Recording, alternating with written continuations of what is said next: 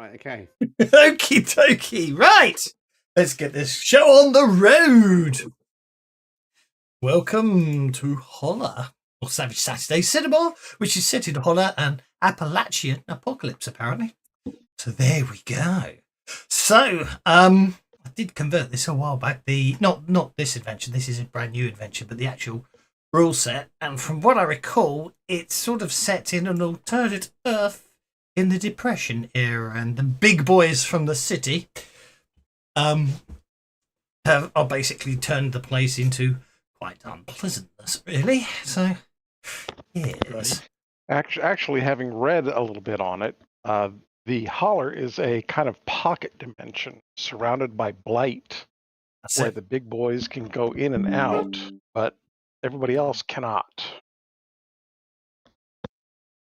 It doesn't really matter too much from the fact of today, because obviously you can't get out anyway, but let's just do that. There we go. That sorts that one out. Now, I do believe everyone's got their bennies, and someone got the 4 extra bennies I promised them for the next time they played. So I think at this point, I just closed something. I don't know. There it is. Oh, that's the adventure. I think at this point, it's safe to say that we can get going. So, yeah. Holler is a folk horror setting that takes place in a fictionalized version of the Depression-era rural Appalachia. It combines the themes of labor conflict, local and cultural environmental collapse with a pervasive sense of dread and supernatural. In Holler, the mysterious big boys own mines and logging operations. They rule over every aspect of your workers' lives, subjecting them to extraordinary dangers on the job and crushing oppression outside of it. The big boys have transformed the land of Holler. Rivers bubble with strange chemicals, strip-mined mountains crumble into valleys, and the air is choked with a toxic fog known as the Blight. The flora and fauna of the Holler grows more and more monstrous by the day. Demons of every description lurk in the forests. Mutant cryptids haunt villages and with their strange cries and appetites. Vengeful haints leer from abandoned shacks and lonely cliffs. No one's coming to save the people of Holler. They've got to take matters into their own hard-working hands. It'll take miners, granny women, gougers, moonshiners, bluegrass pickers, and holy rollers willing to fight and die to protect their culture, custom, and families. Folks who have the bravery to stare straight into the abyss and spit in its eye. So, there we go. So, when the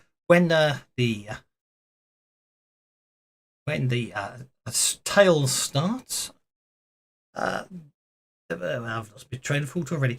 Yeah, basically, you are. Where are you kicking back? Oh, you're kicking it back in the town, and I can't remember which town it was. Toby, to Broadus. So let's see if I can find the map. Not that it really matters, but I might as well share the map of Holler. The lovely map.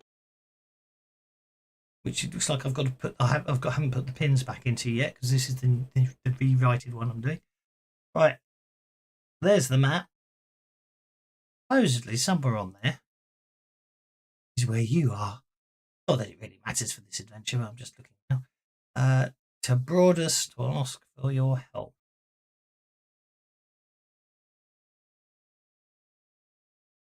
Burton, I can see. I can't see Broadus. What are we looking for? Broadus. Can you tell I nodded off rather than actually remember to? It might not be on the map. Bottom left, just below Ashtown. Oh yeah, there it is. Well spotted. Can you ping it? Ping it. Aha. Characters. Jed. Oh, that's an easy Benny for Jed for showing the GM where the adventures. Okay. So basically, when the tale starts, the 4 of you are in the town of Broadus, and basically, it does say you're meant to use interludes to introduce your characters, so that it gives you a chance to get some extra bennies. So let's go for let's do that for a change. I love the fact they write these interludes, and I never found players. Some players like that, some people don't. So here we go. So okay, so by way of introducing your characters, we're going to go down the interludes route. So we'll start with Bill. Bill is on spades. So Bill, would you like to introduce yourself and tell us one of the times you basically had a great victory or a personal triumph? Here goes Bill. Hello, GPUs. A great victory or personal triumph. Are you having a laugh? Oh, yeah. As a way of introducing your character. I make elixirs and I brew moonshine. And every day is a victory for me. The best moonshine in town. Okay, well, if I'm giving you a Betty for that, other people can get more. I'll give 2 for you. Mighty Jackie. Who's up next? Hetty's up next. Let's see what Hetty gets. Oh, Hetty, also a great victory or personal triumph in your past as you introduce yourself. Well, here's one that's both. I'm 90 years old, living in this place, and I raised and survived birth of 5 children. And that damn mind done took them all. Sounds good to me. Wonderful stuff. That gets us to Jed. We're on diamonds for Jed. What's diamonds? Something you want or already have. It might be a material, possession, recognition, political goal, or even a trip you wish to take to some amazing destination, Jed. Away we go.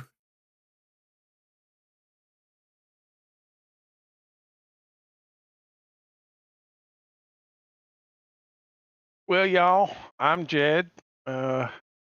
I spend most of my time out in the woods, just trying to keep the things going. Me and most of the animals, we gets along good, but I ain't much for the big boys, and all the strange critters that have been showing up. I like my normal critters, like deer and what have you, but there is no reason for all these demons that keep showing up. Indeed, there isn't, Jed. You're quite correct. Okay, and last but no means least, we get to Ray, and Ray is also going to tell us a lot of space there. I'm going to ignore that and say, Ray, you can tell us about a tale of misfortune from your past, perhaps revealing something of your hindrances or a dark secret. Okay. Digging in the darkness teaches you there's evil in the inners of the earth, evil in the hearts of men too. Easy to tell which is worse. I remember digging in the mine. They didn't maintain it properly. There was a coal explosion, too much dust in the air. Barely made it out. Rudder didn't. A lot of my closest friends didn't either. Death comes to us all in the end. It's how you choose to die that matters, but death comes to us all. Bloody bleak Scottish and dark. cowboy. A bit bleak and dark, but thank you very much, Ray. Well, as I say, it's sort of it's early evening, and you're all sort of relaxing after a day's hard toil and trouble, and basically you're sort of thinking, well, but it's time for a well-earned rest and a good night's sleep when a local boy, Toby Butcher, comes running into the establishment, shouting around and going, Hetty, I've been sent to get Hetty. I need Hetty. Where's Hetty? Anyone seen Hetty? Where's Hetty? Calm down, boy. What's wrong? Yes, yeah. Wade. Yes, that's it. Wade. Angus Wade and his wife Willa. They live in, you know them. They live up in the cabin up on the Hogback Hills, some ways out of town. Well, she's carrying low, and Wade says the time is now, and you've got to come, and maybe I finally find out where babies come from. He says, looking up hopefully at you. Everyone knows All babies right. come from I'll get a few things and I'll be right with and go get my equipment and my walking stick and and come back out. And all right, youngin, take me. Let's go and start heading out the door. Indeed. And of course, basically, Bill, Jed, and Ray, for reasons that of the convenience of the adventure, you obviously always feel that if Hetty's going out at night, an important granny woman like her should not be, although more than capable of probably protecting herself against stuff, it's not right for a lady of her advanced years to wander through the darkness alone, and obviously, therefore, you're all going to go with her, otherwise the adventure doesn't work. I was kind of waiting for her to invite us along. Otherwise, I don't want to get on a bad side, making her think I don't think she can make it. Well, yes, but I figured you could roll. You'll need some moonshine from me as disinfectant, so I'll bring that along. Yeah. I'll let you role play. I'll let you role play why you get to go along, but I'm just sort of.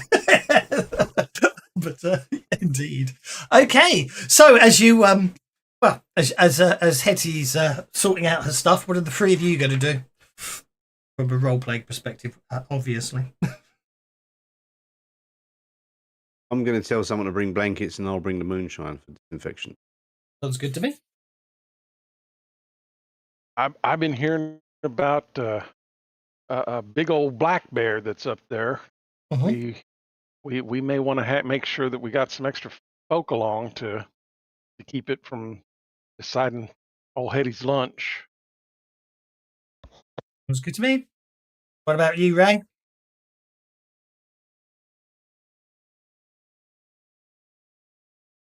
Oh, well. I figure if we're going out of town, if we need to go out of town, then I best hurry along. Besides, it'd be nice to see some life. So much death. There's the so it looks like you're heading eastwards on the map for the Hogback Hills. So that's good. So it's do you know the journey to Wade's cabin will take an hour by about horseback or jalopy. So if you're going to walk it, it's probably further. So take a bit longer. So what's your plan on how you want to get there?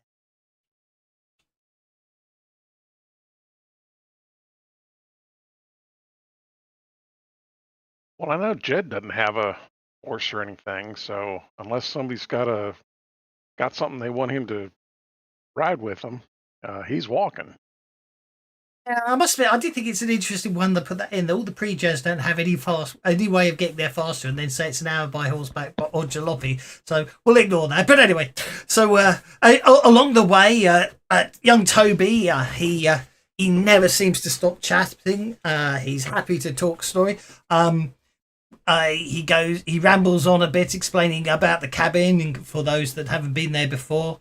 But he does mention, as you're getting closer to the cabin, he saw eyes a-peeping and heard a mighty thrashing in the woods, as if something large was moving around out there.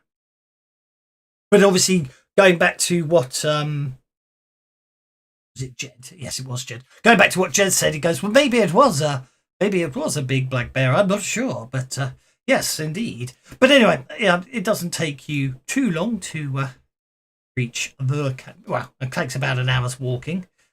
Possibly longer at Hetty's pace, but no one's ever going to mention that. You arrive at the Wade's cabin just before sunset. Oh, there's a nice typo there. I'll have to fix. You have a comfortable. Oh, definitely lots of spaces in here. You could tell. I obviously completely failed to notice that in the formatting when it was on screen. Terrible. I will have to We fix all forgive you. this.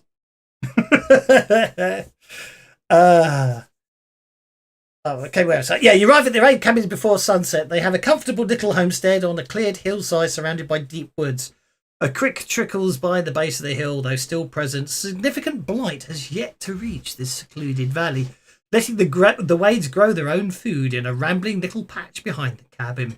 At this point in the season, all that remains in the field are pumpkins and some lone corn stalks, which look eerie in the reddening twilight. A reel of smoke rises from the chimney. You can make out the faint sound of guitar.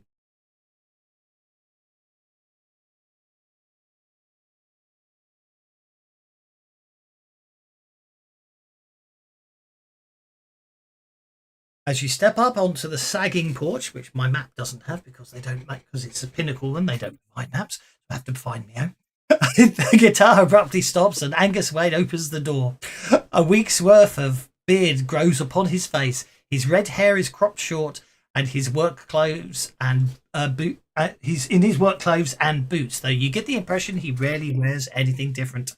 Seeing Toby with you, he forces a nervous smile and invites you inside his 2-room cabin. Okay, well he's got a slightly larger cabin now, but who cares? He invites him inside his cabin. I think I put it, and unassuming as it appears the outside. It's hard, isn't it? Indeed, 14 bedrooms.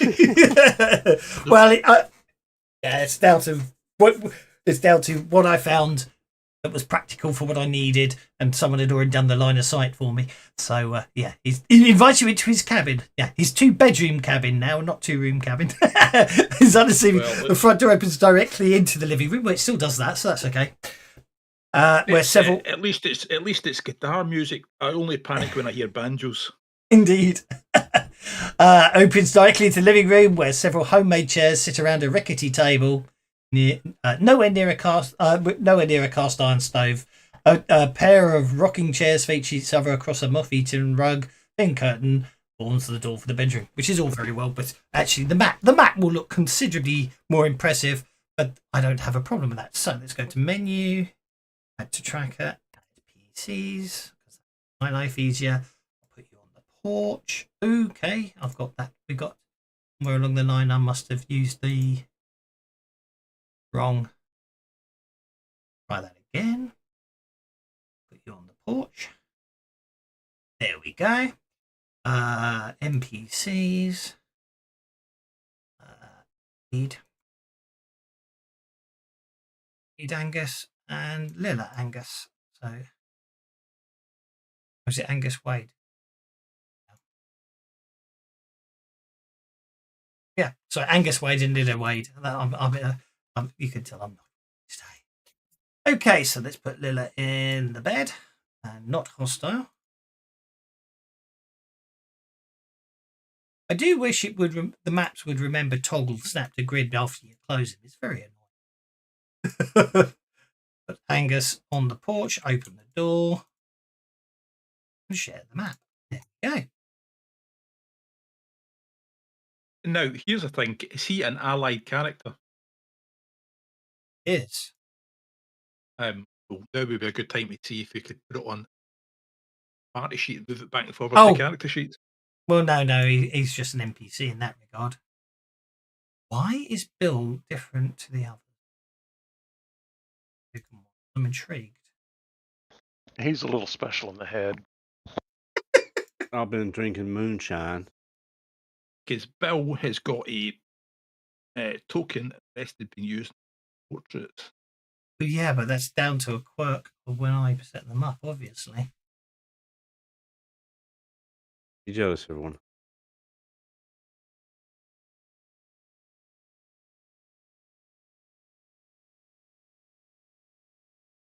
Yeah, doesn't matter, does it? As long as they work and move around the map. Yeah, no, I was just intrigued. It's just for some reason, even when there we are. I like the consistency. That's all. There we go. That looks a bit better.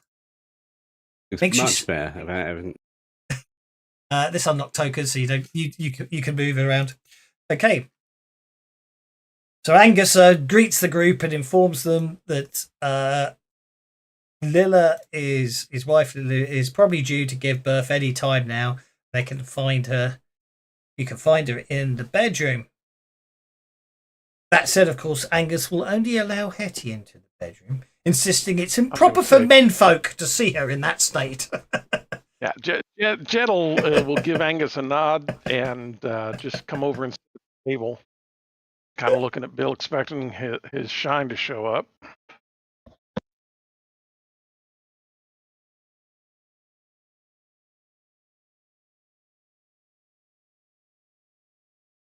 The way, basically, the description for so obviously the Wayne's bedroom. They say this is a much grander cottage than they've really got, but it's all I had, so there you go.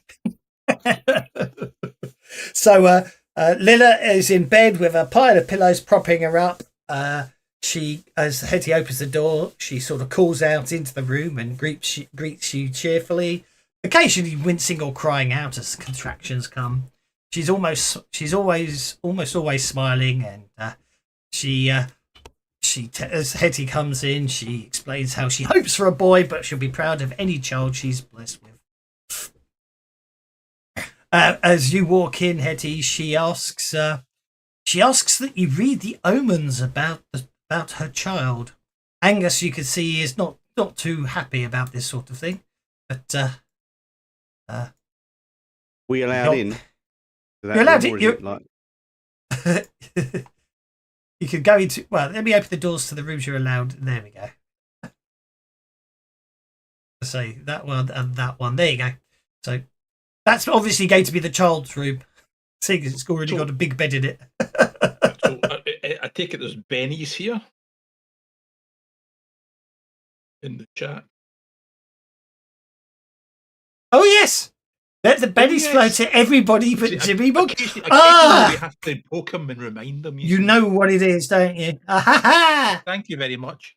Yeah, you're going to have to keep an eye on that today, guys, because new computer, I've just realised. Well, no, normally I have. It's a brand new computer. It's Mac. He's having a go at me because he doesn't like simple answers. He likes you. If you say why is it blue, you have to tell him why it's blue 5 times before he gets it. Yeah. No, this is my first run on my new computer. I've spent the last week or so moving everything across, and I've just realised what I haven't installed, which is the app that I do because I've got my streaming window on a separate screen that I do sometimes forget to look at. So I used to have the chat from the stream superimposed over my. Haven't you got OBS? Yeah, I've got OBS. But OBS is on chat into OBS. Yes, and it's in the corner of my eye, so I normally notice it. But to also, because I find sometimes I miss it, I also I superimpose the restream. I superimpose the restream chat over the Fancy Grounds chat window. You guys can't see it, but it means I don't have to look at another screen to see the chat, and that's what I've forgotten to install. So, cheap viewers on. I saw that one come in.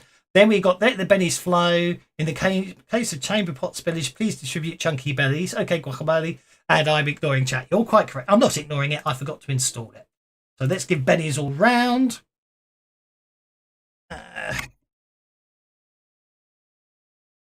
What's happened? And also tweet it out into the Fantasy Grounds screen and then take one off Bill. Yep, that's all right. I don't mind. I've got immunity. Immunity? I don't need to ask people the same questions 75 times, even though they've explained it. You say, listen, if you put the dice on the table and roll it, it rolls. And you go, what happens when you put the dice on the table? And you roll them. Yeah. That's Mac for you. He's now saying you should lose Benny's. Yeah, Righty-ho. Mean. What you mean? It'd be mean if I did that. If you awarded me Benny's, yeah. Okay. No, I just took them all off you. That's all. That's fine. That's mean. Right. Anyway, where were we?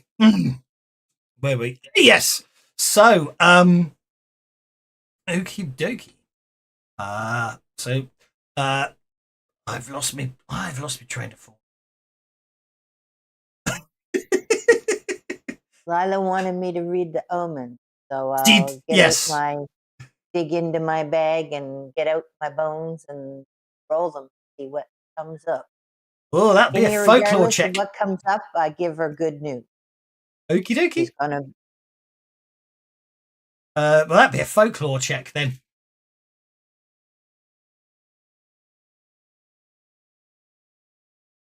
To see what you get.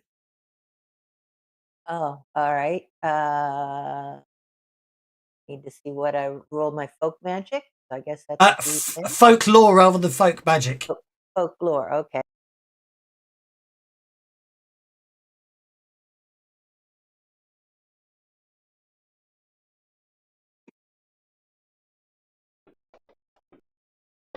Immunity. A 9. Right. Well, so I'm going to say that basically, as far as you can determine, the omens don't foretell much about the child itself, which is what Leda seems to be onto. But you, for some reason, you basically get this distinct impression that when birthing time comes, this is probably going to be a difficult birth for the mother. It's her first child, and you get the impression that it may well require the whole party to achieve a dramatic task, perchance. But that's in the future. I wouldn't worry about that yet. But yes, but you also obviously the omens don't say anything either way at this time. Although you don't help, you also you did get the raise, so you do get the feeling that fate is not decided yet for this child, and this night may well, in fact, decide the very future of this child. But how you want to tell that to mother is up to you.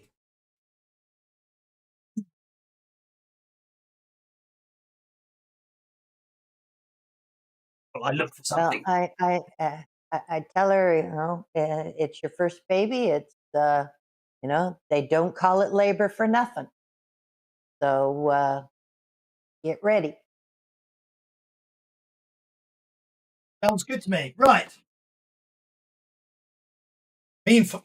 So let's say you got there just around the evening. There's going to be a fair few hours to pass before the action begins. So what's everyone else up to? Notice Ray's still standing outside. That's fine. I am standing Just outside. keep him watch. Because critters come because death comes to us all. Mm. I'm going to choose if I'm going to die, I'm going to die fighting, and my death screams can warn the other. Well, I'd say it's going to be after a couple of, it's going to be at least another couple of hours minimum. You reckon? I mean, just sit down at his table then, and drink some moonshine, or maybe brew some moonshine. Wait, yeah. Well, moonshining is your arcane background, isn't it? So that's good there. You remind myself at work. It is just I can make brew, so I could make a brew actually of relief or something. You could indeed. Yes, that might be useful. I'd save that for the dramatic task. In fact, that might be helpful. But anyway, I'm going to say after a while, I think even Ray's not going to want to stand outside for 4 hours straight, are you? Or are you, Ray? Especially when there's a talking and a playing of guitar around the table. So it's basically it's just before midnight, which is obviously a time of it's been building up for a while, but it looks, if the omens are true, at midnight to witching hour and all that, it should be an interesting thing. But anyway, it's just before midnight when basically the contractions are going much more rapid. It's almost time for the baby to be born. So this is going to apparently be a dramatic task that lasts 3 rounds, with each round representing 3 hours of time. Okay. It's going to be a 9-hour birth then. That's interesting. Well, you could start by letting the bennies flow. Even for Jimmy. Even for Jimmy, certainly will. Thank you. Did they flow there? No, they didn't. Let's try that again. There we go. Thanks, Talon. Thank you. Thank you, Talon. I'm not hearing any sound. The Benny's flowing.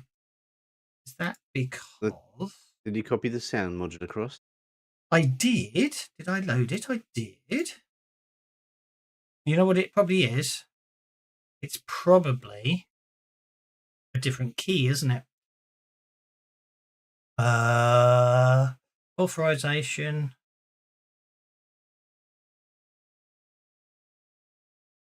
Yes, that's what it is. I need to put that in for my siren scan. Oh, well, probably no sound effects today. I forgot to do that. New computer and all that. So everyone gets pennies. Okay, so this is Not just birthing pains, but growing pains. Indeed. Very good. Indeed. Okay, so this is a multi-person dramatic task that lasts 3 rounds, with each round representing about 3 hours of time. For Lila to avoid... oh, that's an interesting typo. For Lila to avoid any complications, the would-be midwives must collect at least 3 task tokens per character. So there's 4 of you, so we need 12 tokens. Participants can use healing, persuasion, survival, fresh water, or any other skill they can justify. However, this will be complicated by Angus's ongoing insistence, regardless how complicated the birthing is, that only female assistants should be allowed in the room. Menfolk can still participate in dramatic tasks, but in a limited fashion, subtracting 2 from their roles, unless, of course, you can give a good reason what you're doing shouldn't be penalised. Your relief potion idea, for example, because you can make the potion out here and it can be handed into Lila, so that would not have one. Drawing a club only compounds this, as the unlucky lout winds up hurting way more than it helps, obviously.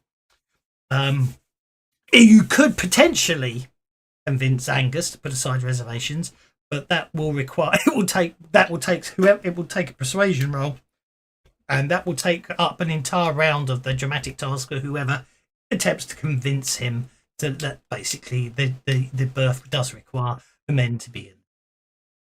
So I can make a moonshine of empathy and give it to someone who's got a good persuasion roll. Righty ho. So I'm going to turn on dramatic tasks. Actions. I'm going to put Lila and Angus on hold. They are going to be doing... Obviously, Lila's preoccupied to be actually doing anything like that, and Angus is basically almost useless because he's being a bit too wound up about things. So let's see what happens on the first round of the dramatic task. And I don't see any clubs there. Okay, Bill, over to you. The first 3 hours make of the some moonshine. Okay. With the relief power, yeah. Okay, so let's have a distilling roll as you make your moonshine. A 6. Are you happy with a 6? That's 1 success. I'm happy with 6, yeah. I've just dragged it on there as well, see that? Because now I know how these things work. Because Akil showed everyone. But that just turned it into a hit. It didn't actually update the dramatic task. Which is all very... it. How have I Well, broke? that doesn't work. Anyway. Well, you have to do it then. You have to drag it on there. Oh, I might be able to drag it on as... If I drag it on... Well, it says he's got 1 success. That's because I manually typed it in. Oh, okay. Yeah, but Akil did a demo the other day. You should be able to drag it. I might be able to drag it. I might be able to drag it from the chat in. I'll try that with Jed now. Jed, what are you going to do in the first 3 hours? Jeb is actually... You said Angus is going to provide a -2 to everybody. Is that right? Yes. Unless you can convince him that you need to be able to get in the room to help Hetty and Lila. Well, what I'm going to do is I'm actually going to tell Angus that Hetty told me of some herbs that she may need. And I'm going to take him outside to go look for herbs so that these other guys can do whatever it is they need to do. Okie dokie. Okay. You obviously have to make a... herbs that... I don't know. I need better than... There's better than that. There's much better than that. See, there's some specific herbs that Hetty said she's going to need. Yeah, as a GM, I can drag them. Okie dokie. So you and Angus, in the first 3 hours, you and Angus head out of the area, which means the other two, which does mean that, well, Hetty won't have any problems, but if Ray wants to do anything, he won't have a -2. I did apply a -2 to you because the biggest problem you get is Ray- Angus Ray's is right. because Ray's Angus never keeps trying minded. to hold up. It's Hetty, aye. it's Hetty next. So Well, I guess I'll roll my healing and see how that. sounds good to me. Yes, I can drag as a GM. I can drag him, and it seems to work. Once your earlier question. Oh, there's a good 8 there. That's a 14. That's got you. That's got 3 successes straight from Hetty, straight off the bat. So you've got 3. You've already got half of your required tokens. Ray. Okay, so I don't exactly know what I'm doing, but apparently they always ask for hot water and towel. I have no idea what they get used for, but apparently it's hot water and towel. So Isn't it clean water and hot towels?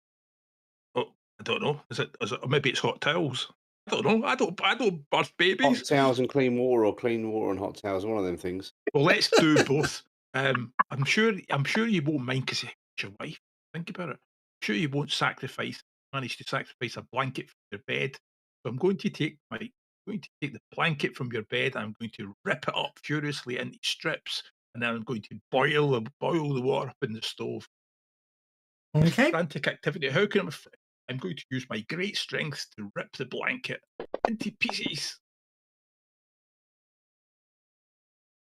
5 is okay. Okie dokie. So 3. Actually, I must admit, the timing as described in this adventure doesn't make sense. Because if it's free, it must be up until it must be the 9, because it's like, but yeah, they say it grows more rapid just before midnight.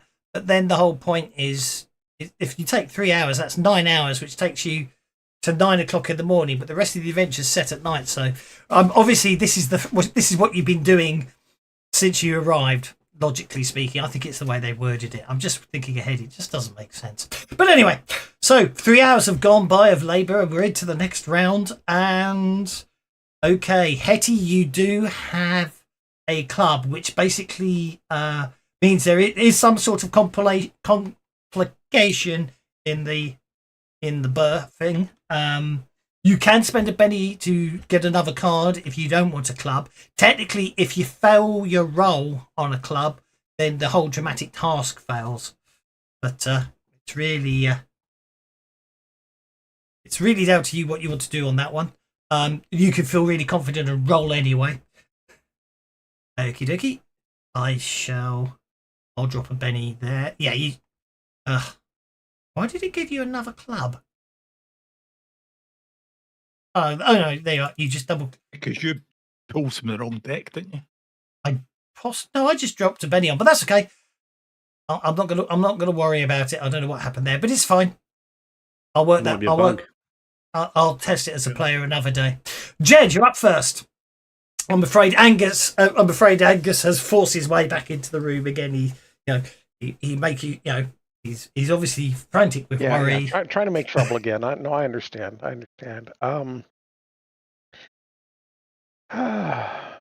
am going to no, that won't work. Wow, I'm going to see if there's anything. I'm going to use my notice to just kind of check around the cabin a little bit and see if there's anything that might be useful for Hetty. If Angus will let me carry it in there. Okie dokie. Obviously, yep. So make a notice check at -2. You got the 6. You're okay on that score. No problem at all. And then over to Hetty. What are you going to go for this time?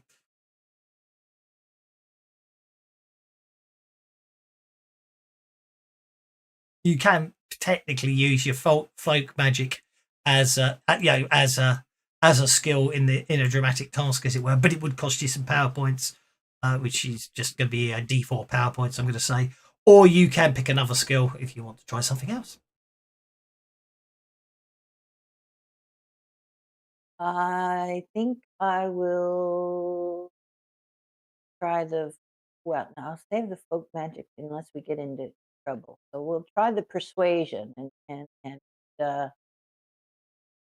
persuade her that she's doing well and she's doing fine as a first-time mom. This baby's going to be a big, healthy child, and all's good. Sounds good. And I think we'll Benny that. Oh, you can afford to fail it. You've already got the technically 3 you need. It's just now you're trying to pick up slack in case someone else fails. So it's by all means spend the Benny and roll again. Yeah. Well, I got him, and can't keep him forever, right? That's correct. No pockets in a shroud.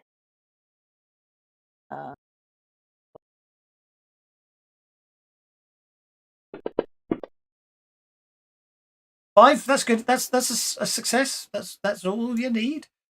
Right, I'll live with that. That brings us to Ray.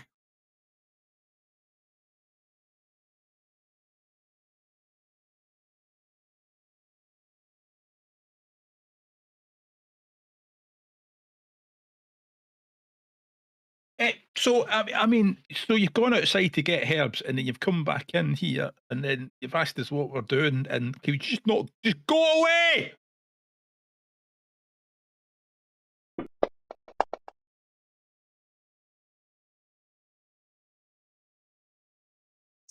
Doesn't work. That's a 3 with Angus getting you away. Yeah. So she. Hey, got the sound effects working. I mean, stop interfering. We're trying to help. Go away. That's a 6, which gets you another resolve. And Bill, you're up next. 8, 10, 11. You get 1 success. You've got the 12 now, and it's only a 6-hour birth rather than a 9-hour birth. Just thinking whether I need to make something else in case the crap hits the fan. Oh, you spent you spent 4 power points last turn. Okay. Just while I remember, because it's a random number of power points spent in a dramatic task, isn't it? You know what I mean? Because you might have had to make more than one relief. How many potions of relief have I made? Yeah, exactly. I'll make a potion of havoc this round, just in case any shit comes through, flying through the windows or anything strange happens. I know this place is weird. Havoc is probably a bomb, so maybe empathy might work out better. Empathy, you think? Oh yeah, I suppose we can help. We get what's his face to stop behaving like an idiot. Yeah. Oh, that only costs you 1 power point. Okie dokie. Well, I make that 12 resolves. So it's after 6 hours of birthing, the cries of a baby can be heard from behind the closed door. Angus Wade seems to calm down a bit. Angus seems to be a little more relieved at that.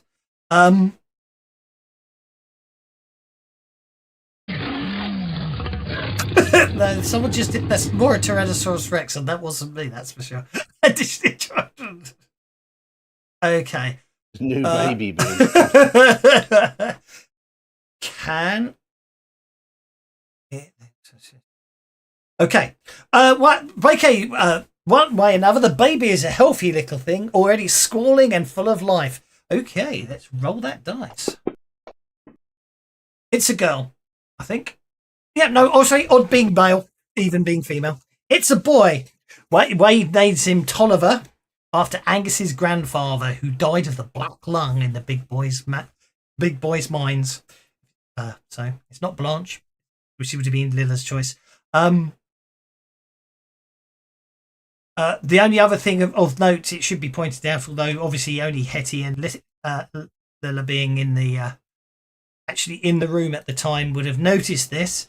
The baby is born with a caul. This is part of the I can't say I can't say the animatic sac right now. But anyway, which ordinarily remains during birth and is pushed out later. Amniotic. Yeah, here we go.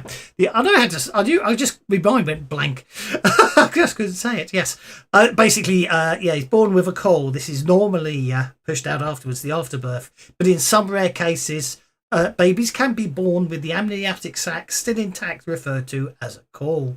It's common wisdom around the holler that those born with a caul are destined for greatness. So there we go. So I tell her he's going to be a fine young lad and he's going to do his parents right proud. Sounds good to me, yeah. You also, has anyone other than Hetty got folklore? Hetty already knows. If anyone else has got folklore, you can roll. But if not, you can make a common knowledge check at -2. Yeah. Got folklore, but I'm just... Weird, I rolled a 6 and it didn't raise. Is it going to raise or is it just crashed? I think a big long sick about it, isn't it? Got a 6. Okay, well, you got a 6. Ray doesn't, but Hetty will know this. And Bill knows enough that those great things that this child is destined for could be good or ill. And in the holler, such powerful children are sought after by strange and dark creatures seeking to claim the child for their own. Regardless, anyway, Lilla is elated beyond words at the news that her son will be destined for greatness. She explains how she always felt there was something special about her baby, and now she knows. So basically, her wild imagination starts spinning off yarns about her baby being the one to free the holler from the big boys years hence. Angus, on the other hand, scoffs at the whole affair and prefers to put his faith in the Lord. In the meantime, everyone gets to make a notice check.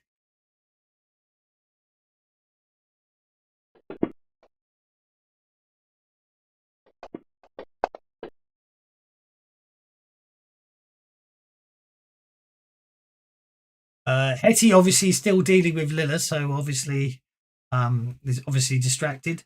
Jed and Bill, you both notice movement past that window.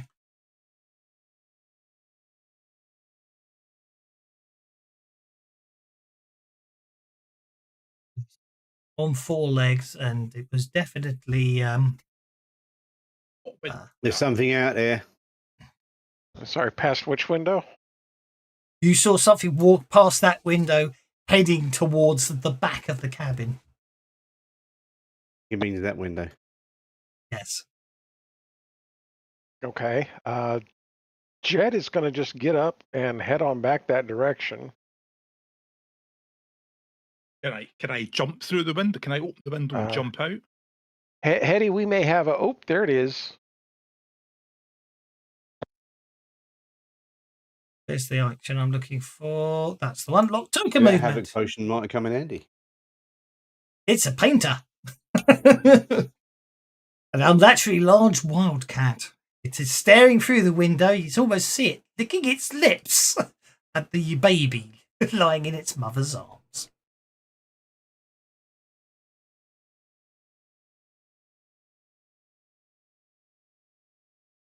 Fortunately, as you walk in, unfortunately, Jed, as you walk in to say there's a problem,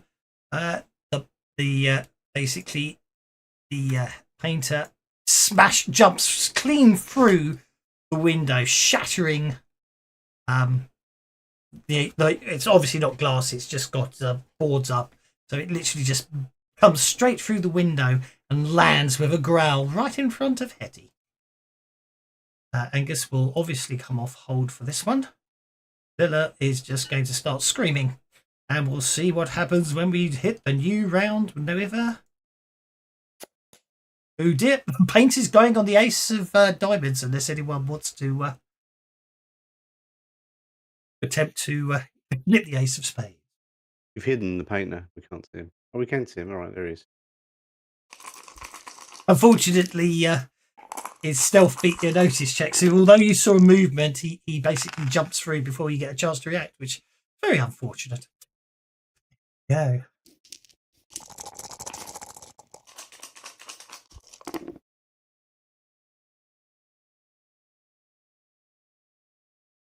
A difficult one on an ace. That's 2 bennies down. I haven't got it. I know. Don't worry. I'll tell you what I'm going to do. Actually, for a bit of, I'm going to put. Obviously, the father was in the room. I'm going to retcon slightly. Obviously, the father Angus is in the room as well, and he, as the thing comes through, he jumps in front of the painter just as it comes through the window. So the painter just lashes out with his claws at him, getting the drop. So that is The sounds are playing now. I know, I fixed it. Oh dear, this could be bad news for Angus. Yep, Angus, in a desperate attempt to protect mother and child, is basically mauled badly by the painter. Hello, Twisted. Yes, indeed, Honor it is. Bill, you're up. Oh, what am I going to do? With the father lying on the ground, desperately trying to hold his insides in, the painter starts advancing towards the bed and the newborn. Going to come advancing into the room. Okay. Going to shoot him.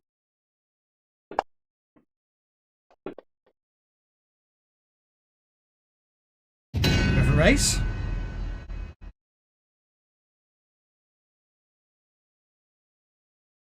Is there a thing for shotguns if you use both barrels at once or not?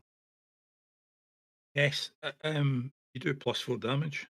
I think. No, is it ply? Maybe I think it's +2 damage. +2 damage. Maybe I can't remember. Solid shot. I'm thinking. Okay. Well,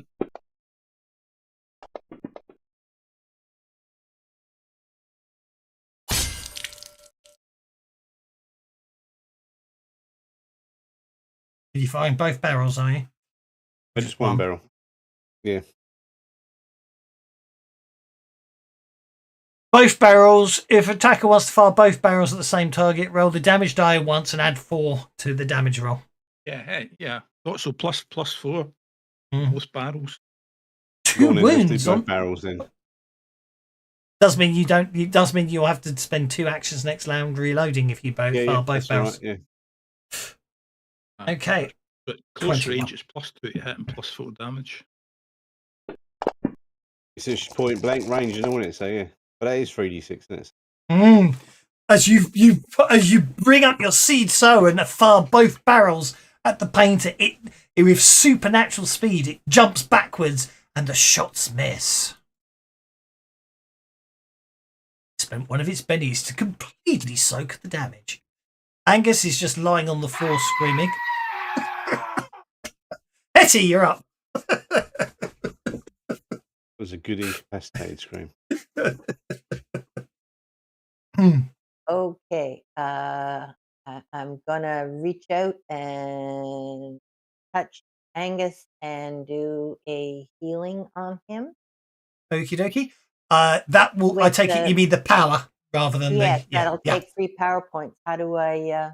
I just double touch the healing dice, and it automatically takes the points off. Is that how it works? No, no. What you'll do is you'll roll your healing power first. If you successfully cast it, there's a little lightning bolt next to your power points on the powers tab. Yeah. You click that 3 times for 3 power points, if that makes sense. The only reason is you do the casting first, because obviously if you fail to cast and it's only 1 power point, but if you successfully cast, it will be 3 power points. Okay. I mean, you can always do the 3 power points and then manually add 2 back in. You know, it's up to you which way you want to do it. Okay, that's a successful casting with a raise. So you heal Angus. His wounds start to close.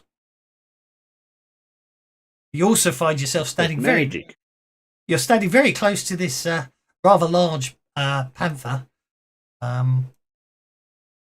So hasn't technically attacked you yet, but it's larger than most humans. Apparently, it's size 1. So depends how brave you're feeling if you want to stay put or not. I will, as a free action, I will turn around and look at the cat and hiss right back at it and tell it to get out of there. Sounds good to me. Okay. Jed, you're up. Jed is going to whip out his bow and give it a shot. Hey.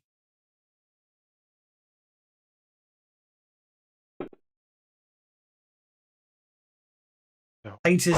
just a shot. There we go. That's hit. Oh, good grief. Apparently, I am not supposed to be shooting this thing. I'll give it one more Benny. Yeah, I am not supposed to be shooting this thing. Got it.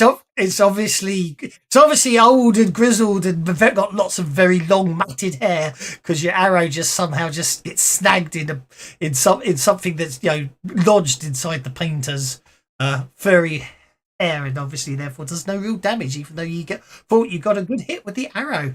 And last but no means least is Ray. What does Ray do? And I'll slide forward a little bit so Ray can get in. Okay. Well, Ray.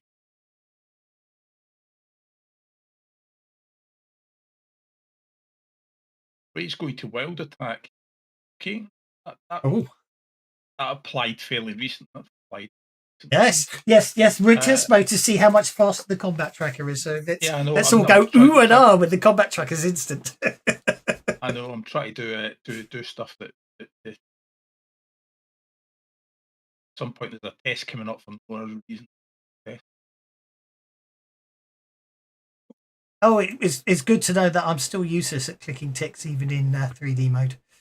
You need to be there if you're going to engage it. Yeah, so Ray's is bigger in his size one. He basically squeezes past everybody, knocking them like bowling pin, and he wild attacks with pickaxe. Miner's pickaxe.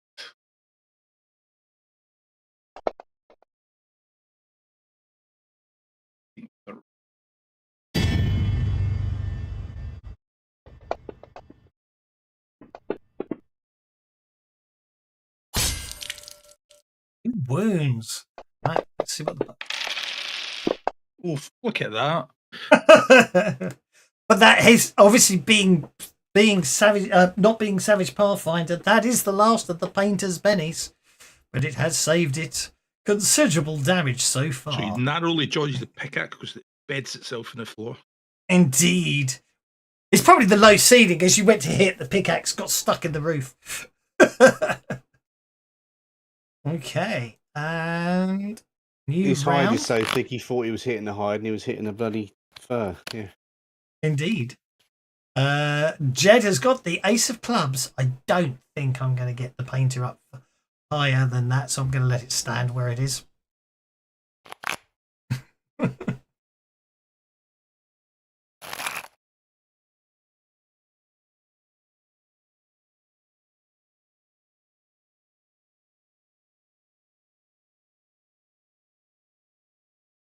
However, I didn't know the extension or the auto-picking characters isn't working. Oh. Looks like we've got some... I'm not sure when you made the module for this whether you set reach under the old system or new one, or reach's overlay is too big. It's only for the characters. Got a reach of 2. It's only for the characters. I don't know why. NPCs seem to be okay. It's just your players seem to be out. But I don't really care about the overlay anyway. If you're going to engage in hand-to-hand, you technically need to be touching unless you've got reach. And then the range thing he tells you anyway, doesn't it? I know, but I'm just looking for stuff because it's test. I know. Okay, so Jed has targeted multiple people. Well, I'm trying to target Angus, but it's not letting me. Okie dokie. Let me do Angus for you. Angus is targeted. There we go. Yeah. We're going to protect everybody. Wow, it's gonna be one of those days, huh? Oh, good grief. Oh!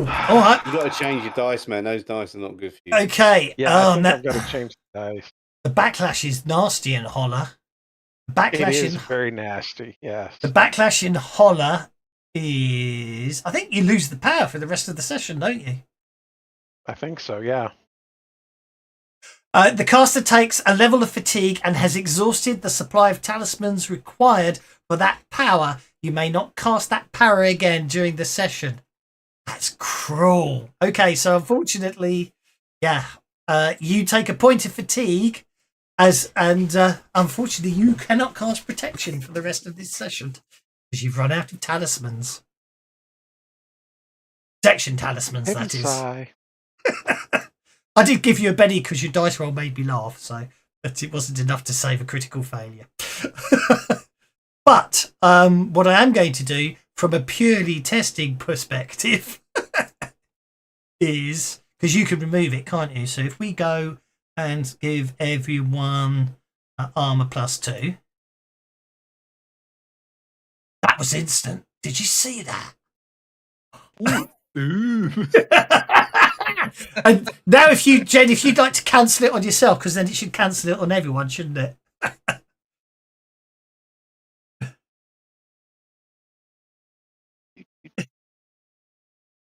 Yep. Look at that. Oh! This is why we're in test mode. This is why unfortunately, I'm not running Rippers in test mode tomorrow because I am a one shot is fine, but I don't want to put a campaign into test mode because. Do you know what I mean? No, I would start a new campaign for that. Exactly. So, okay, Bill, you're up, sir.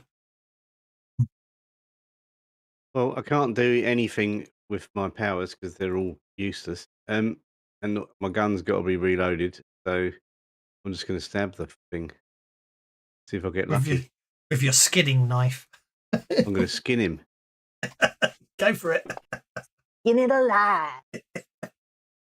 I'm going to try and skin him. Oh. Well, you hit with a raise.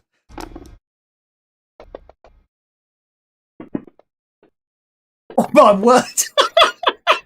I skinned him. Yeah. I'm going to spend 1 GM, Benny. You posser. He's rolled 10 3 times in a row, I think, for soaking. He takes a wound, though. He takes a wound. He howls in pain and anguish as your skinning knife just cuts deeply into the flesh. But the painter is unshaken. Desperate to get to the baby, it's going to attack Angus again. Because he's got back up again, poor chap.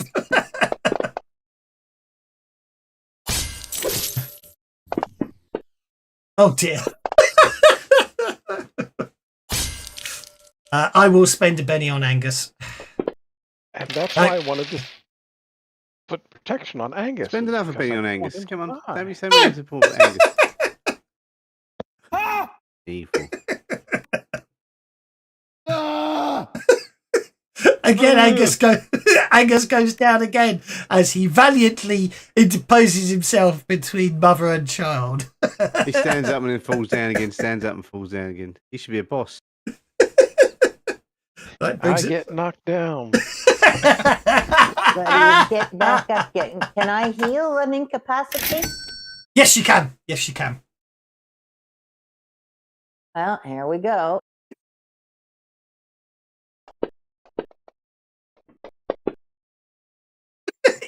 He gets back up again.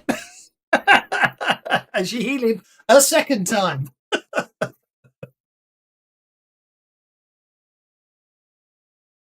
Right. And Ray. I took away too many PowerPoints there. That's okay. You can literally just type in the box. Breathing. You've cast it twice, haven't you? So it should only you should be on 4. Don't forget, if you want to get at any time, you can just drag a Benny and drop it on the left of those 2 PowerPoint numbers to give yourself 5 PowerPoints back. And every hour you get PowerPoints back anyway. So it's like that. Exactly, just like that. Okay, Ray uses his mining axe to hit the painter, but unfortunately his axe still seems to be stuck in the ceiling. No, he manages to pull it free and shake the painter. There we go. I'm going to hit the end of turn and start the third round of combat. Hetty got a Joker. I know, it's good, isn't it? There's something wrong. A combat tracker that's actually as fast as it used to be. I might actually claim the. I might have. I don't really want to have to claim the adventure, but I think I am. I think I'm in test mode from now on. Right. No, I don't know. I think we'll go back to slow mo tomorrow in Rippers, and then I'll cry. I don't know. I'll have to think about it tonight. Okie dokie. Well, Hetty, you're up again.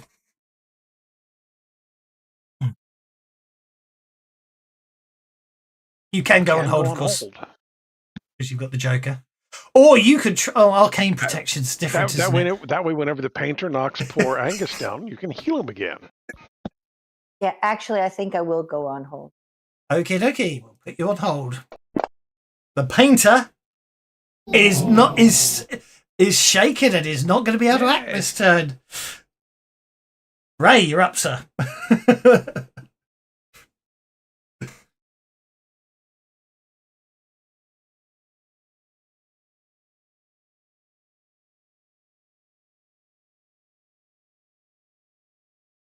I heard him say yes, but then he went quiet.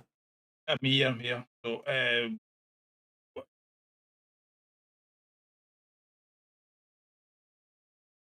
there we go. Another wild attack.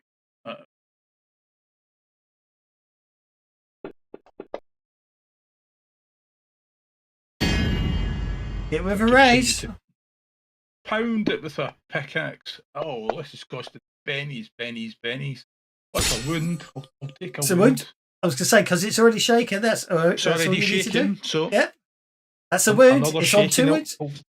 The painter is on 2 wounds. F12. It's just a Jed. I need to because someone else did it for me. Okay, Jed is going to step over here and push Angus back a little bit. Okay, onto the bed. Yep. Right, fine. And then interpose himself very much between. Okay. I want to make sure that I'm as in between these guys as I can get, kind of thing. And then I'm going to target the painter. Okay. And I'm going to swing my skinning knife.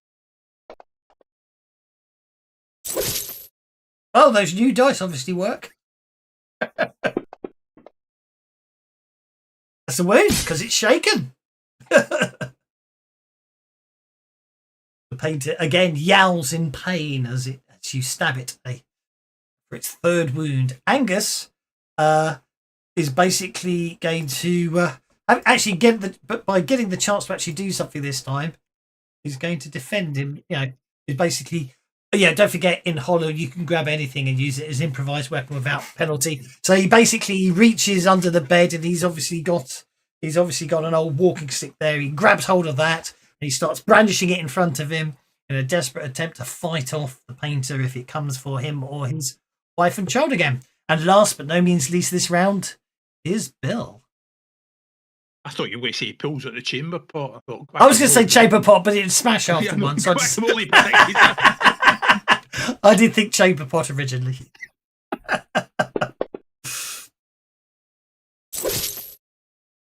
She'll give you a Benny for having the same level of thinking I had. Oh, that skinning knife hits, but it's very hard to get under the. It's very hard to. That was going to be a damage reroll. Yeah. I know, just roll the damage.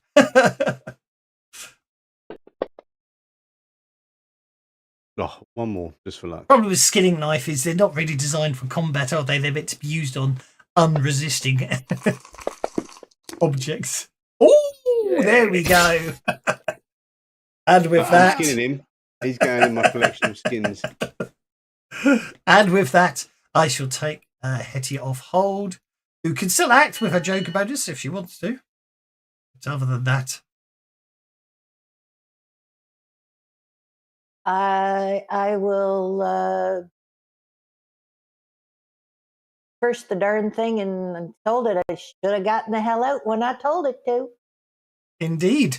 Sounds very sensible to me. Right. Well, after, as I say, the pains are just being an animal. Obviously, he heard the cries of the child, and the cries of the childbirth, and then the cries of the child, and decided, it's probably been around long enough. It's been around long enough to know things are babies are easy prey. So congratulations there.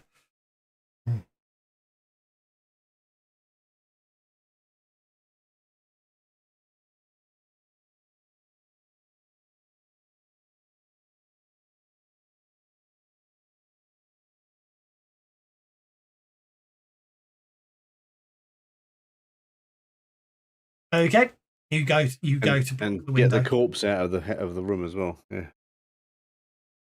Seems reasonable.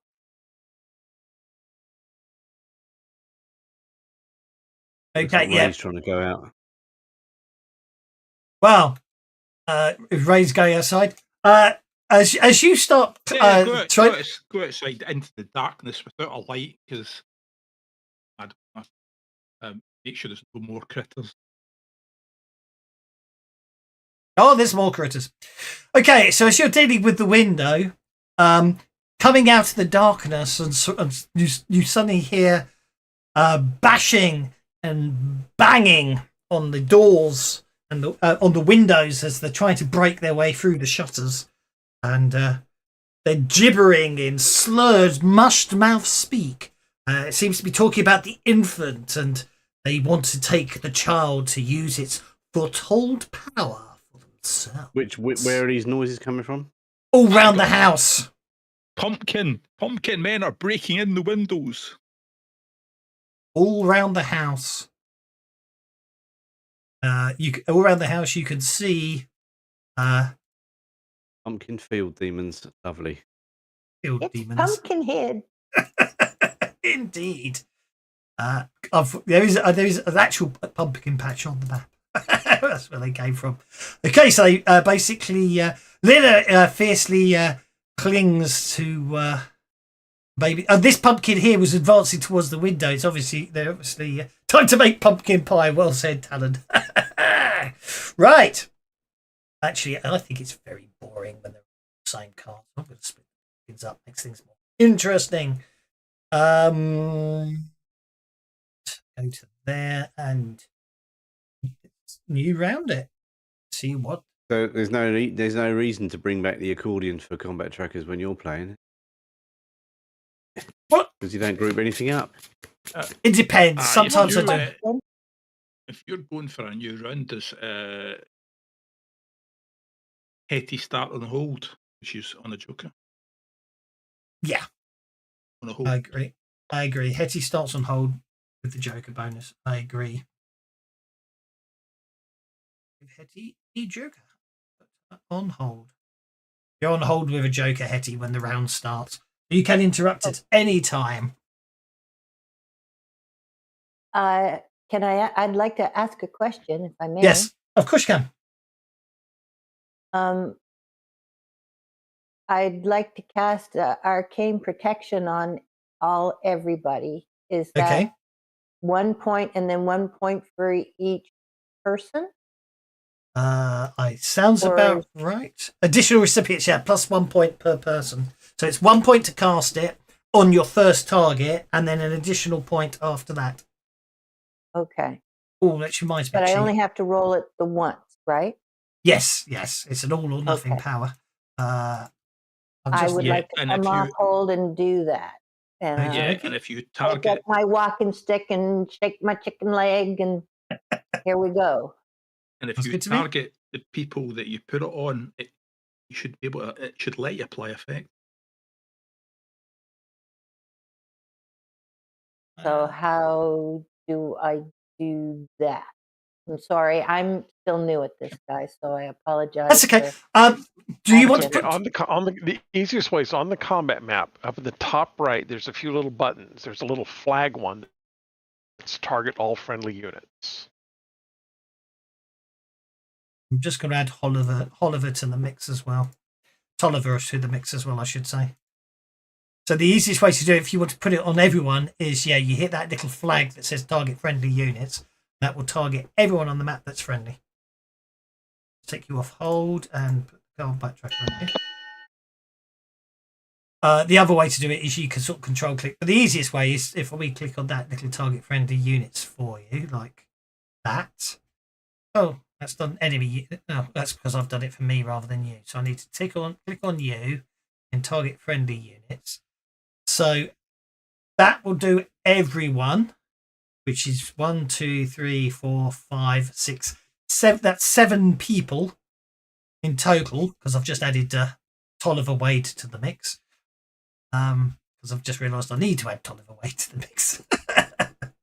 Although actually Tolliver, I need to have Tolliver as an NPC for targeting purposes for protection, but later on I need to make him an item as well. So anyway, that's fine. So now I just roll my dice? Now you can just roll your dice, yes.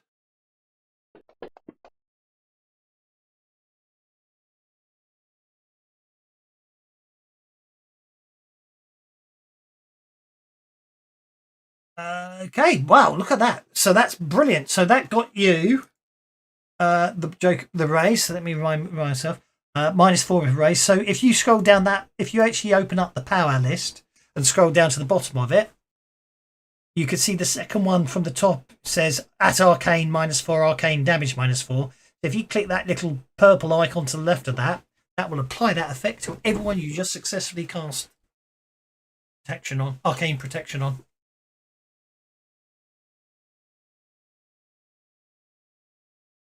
I'm sorry. Say that. Where am I at? Looking at that again? So if you go to your powers tab on your character sheet, and you click, you got arcane protection at the top. There's a little shortcut of the red dragon icon, well, the white dragon on a red square. If you click on that, that opens up arcane protection. If you scroll down to the bottom of that, there's the effects section.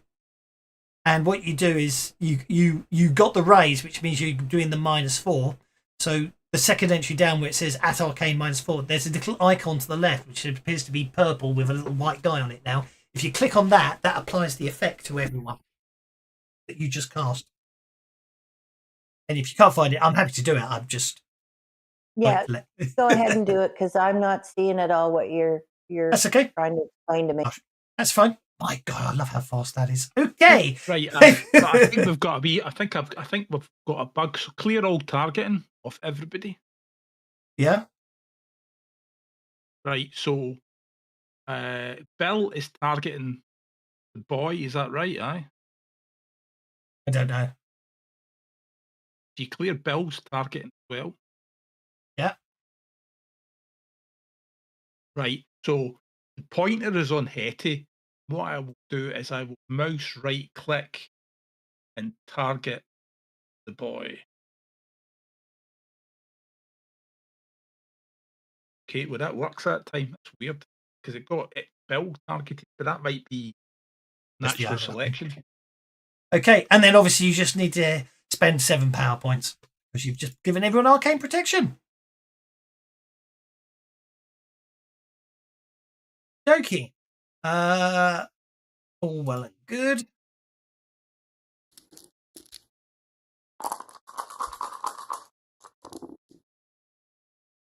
And if you miss the square for that, you can just click in the PowerPoints and manually set yourself back up to 7 if it doesn't automatically upgrade them.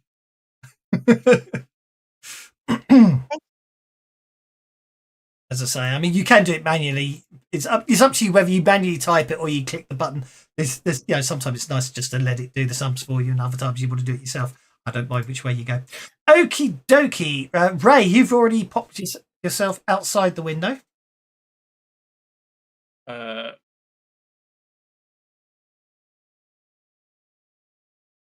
You're outside the map. Let me bring you back there. Oh yeah, I will go screaming after the one the critter I've seen. Mm-hmm.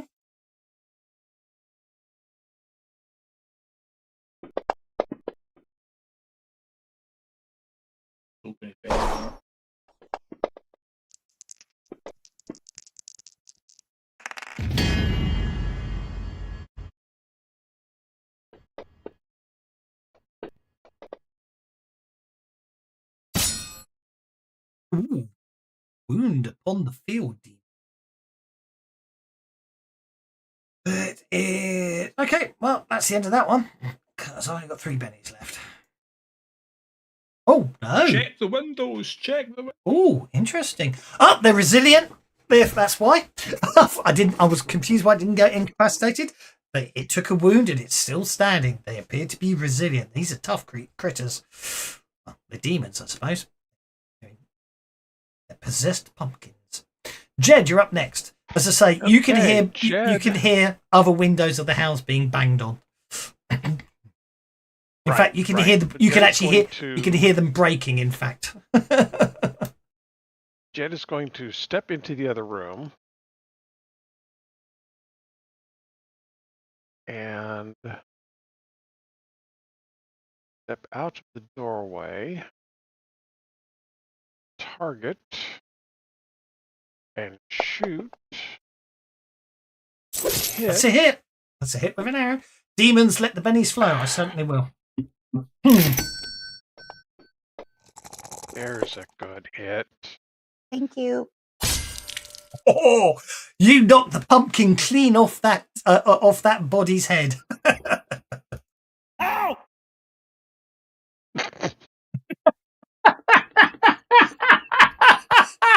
That one always makes me laugh when it just goes, ow. Okay. Angus now will basically stride forwards and guard the window, still holding the chamber pot. Okay, you hit Jed. You hear a crash and a bang from the kitchen area. Pumpkin comes advancing into the... Even the tokens move faster. A field demon comes advancing into the room and basically tries to, with its claws, tries to slash at you, but you avoid the blow with ease. Bill.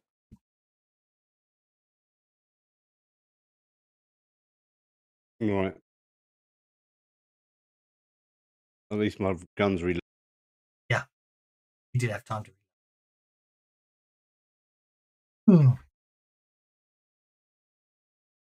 What's your plan, Bill? Oh, stepping out there. Walk down here. Right. Now, has Jed killed that thing yet? No. I don't want to risk shooting Jed with my shot. With your seed sower. Exactly. I'll be like, hey, sorry, Jed, you got a load of buckshot in your backside. Seeds up your ass. Yeah. 3, 4, 4. What's my pace? 6. I'm going to move forward a little bit more just so I can get the range down a bit. What range will be 3d6 damage? Unless you do both barrels, then it'll be 3d6 plus 4 damage. Well, I might do both barrels because why not? Let me just add that as a sub attack. Barrels.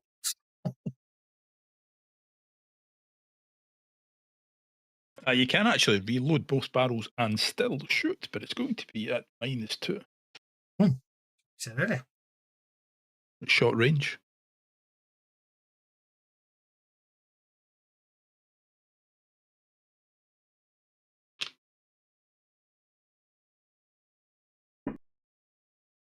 Oh, that's going to be a good hit. 46 plus 4 damage on the field demon. I'm not sure it's going to last long. Oh, might be a short adventure at this rate. No! Down it goes.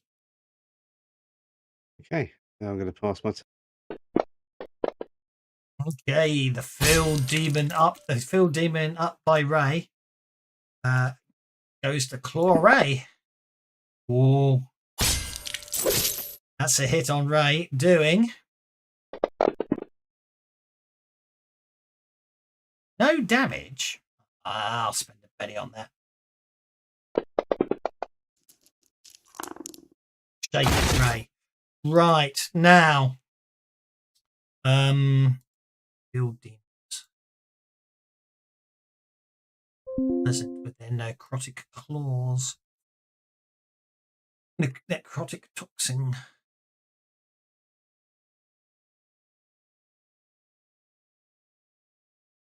That's a typo I need to fix. Okay. You need to make a vigor check. There would be a penalty, but you have arcane protection, so it's just a straight vigor check. Right.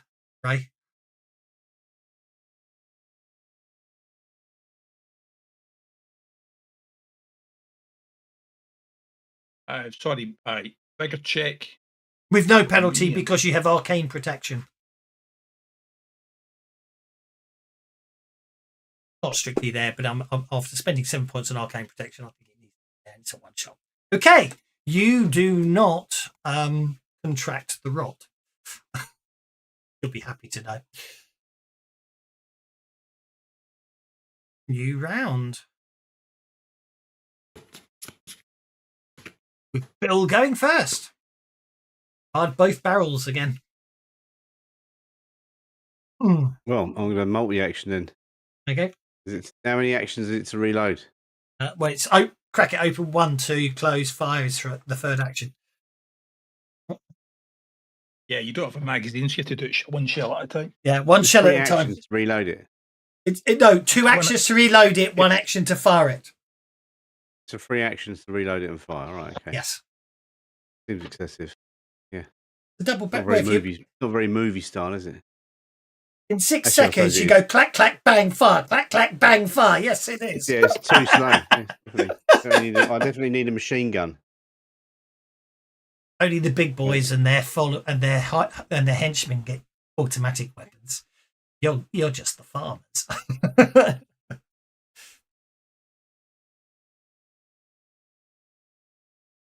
It will be dramatically appropriate for the shot to spread. I'm going to definitely miss now. You watch.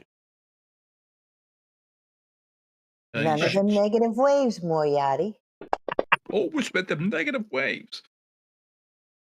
Going to Benny there. Trait roll was a 1.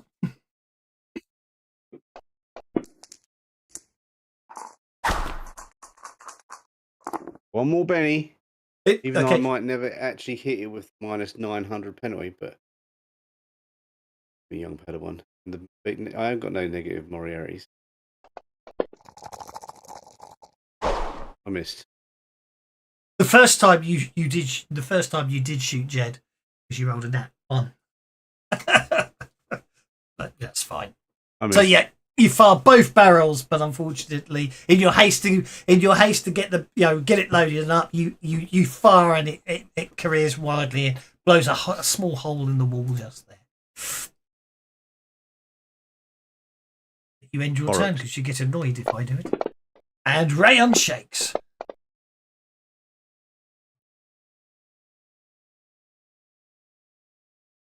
Actually, maybe I misread that. Demons let the bennies flow. I interpret that as, oh, look, there's demons, the players need bennies. I'm now thinking I should have interpreted it as the demons should have bennies. But too late now. Ray, what are you up to? For us.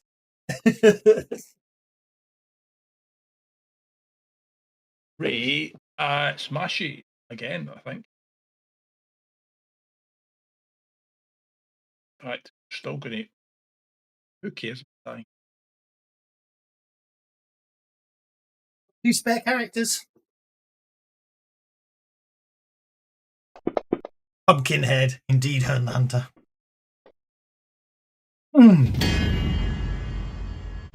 Hit River Rays.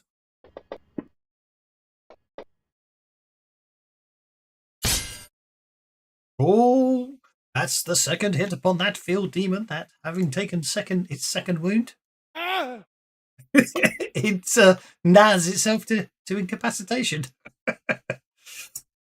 Let's go. Let's go scampering off into the dark. Okay, we go scampering off into the dark. It's quite dark out there. Doing the human thing, splitting the party. Indeed.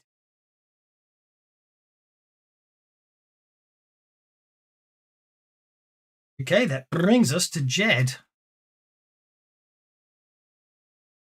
Jed is going to attack this new pumpkin with his skinning knife.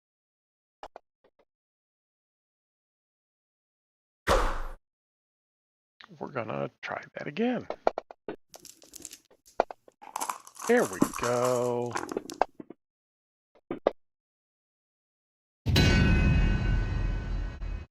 That was quite a good hit with your skinning knife.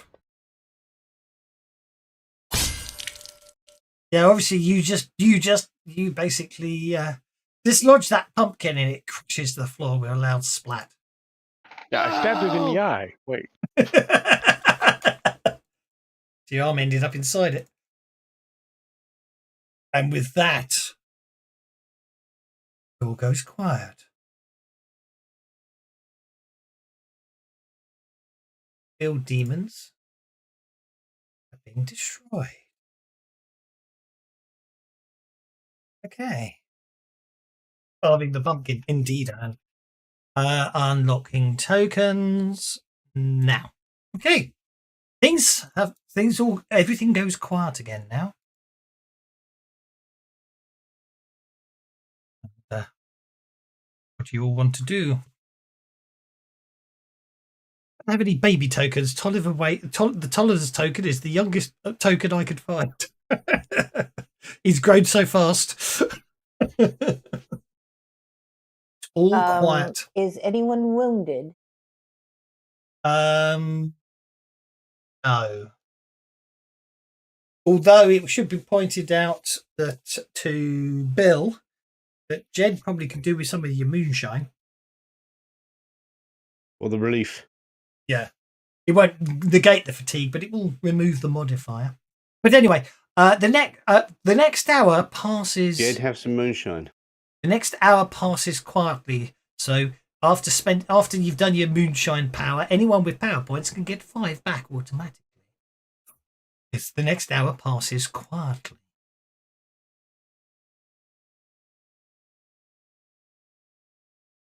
Yeah, I think after doing a perimeter.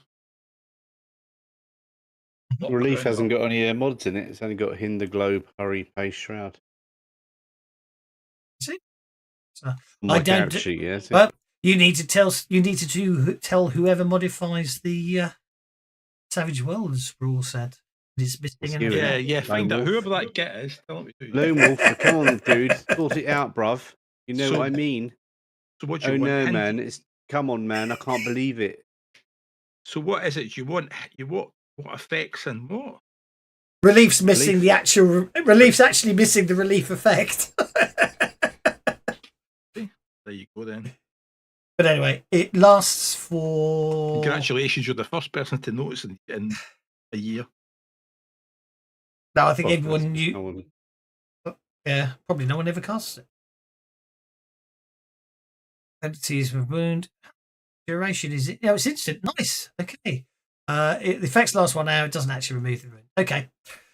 So you might just, whether or not you want to use it, I don't know. I'm just thinking you might just want to use it. I made the potion, didn't I, during the birth? Yes, indeed you did. So basically, everyone gets 5 power points back in the hour of in the hour of quietness, of rest. You get the distinct impression that I assume the arcane protection is going to go away as well. Yeah, it will. So on your character sheet, you should have you should have a little blue remove effect icon next to the arcane protection. If you click on that, it should clear it for everyone on the combat tracker. I could try it. I'm not sure if it works as a GM, but if you can't find it, it's fine. I'm just.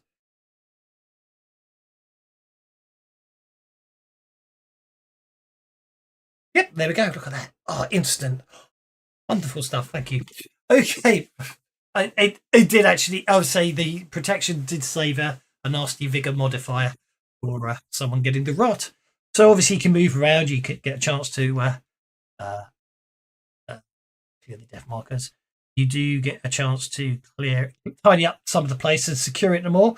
You have a horrible feeling that it's going to be a long night, seeing as everyone seems most interested in this newly born child.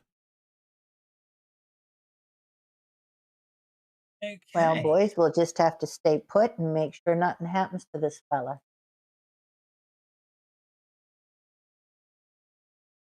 Oh, we've got an error code, but that's one of my error codes. Machine data record, check your module unable to add an NPC. Oh, that's helpful, isn't it?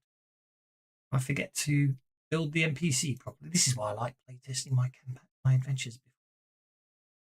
Putting tames there, so why did it not? I don't know. Must be something wrong with the encounter. Yeah, this is the older rule book we're using.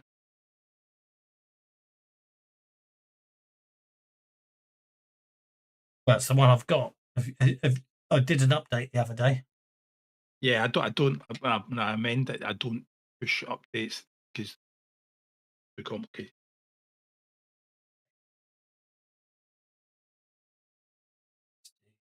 That. Scroll down a bit. And I'm going to have to move these around a bit because they're all that.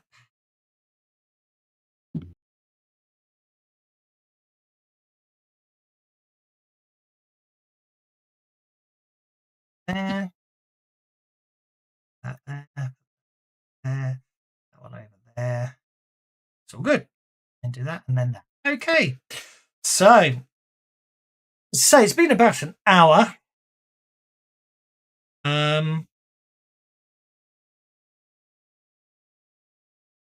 A voice calls from the outside. Excuse me? Will you let me in? Excuse you? Excuse me, will you let me in? No. Definitely sounds like a vampire. Anything else going to come in? Probably a bad guy. You could always, you know. It was very polite last. It's a pixie thing. There appears to be quite a there do appear to be pixies flitting around the place, but the voice is coming from the steps. It appears to be standing on the steps. I can come out if you want.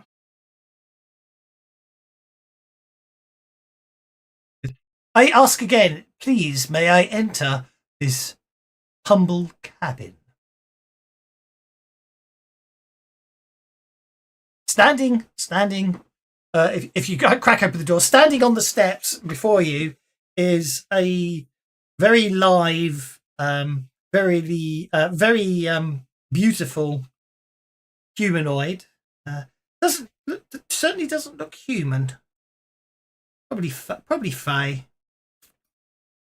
By the way, her skin shimmers and sparkles. Standing a bit further, so there's pixies floating around the place, but you also do notice there is what appears to be another member of the Fae, a Bodoch, standing a bit further back. Fearsome Bodoch and a small cloud of pixies. Bodoch is staring back up at you with its eyes aflame. Anyone wants to make if you've got common knowledge, you can make a common knowledge check at -2. If you've got folklore, you can make a folklore check without anything else.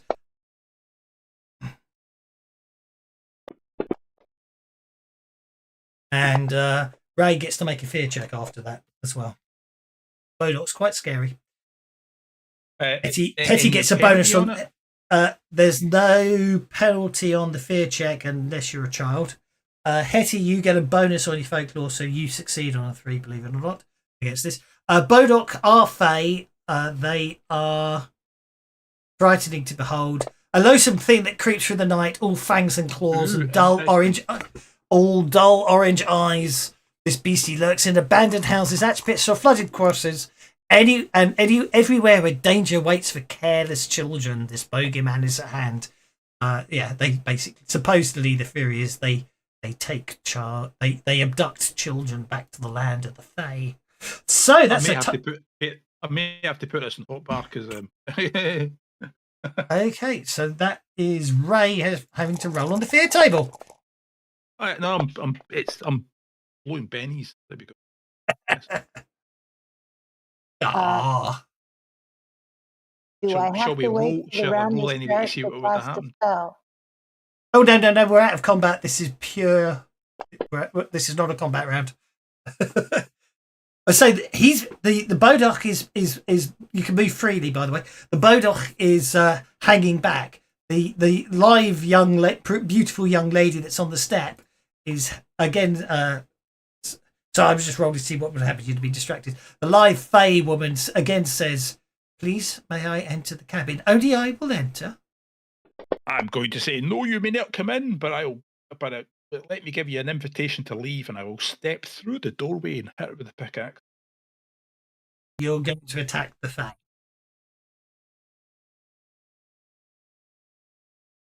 I'd like to cast arcane protection on everybody again, please.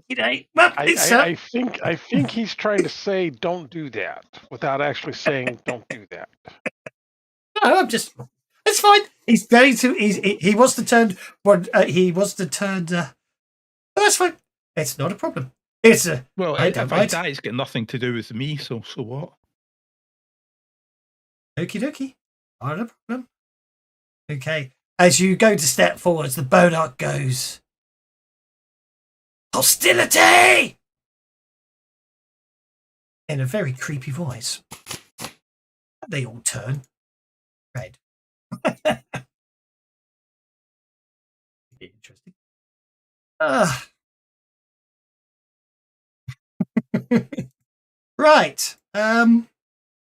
Okie dokie. So, okay. Puddingtane is going first.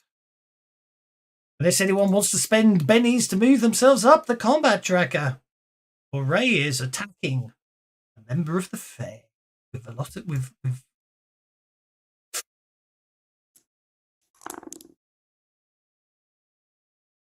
go, so let's do that. Oh, you got the 6 instead.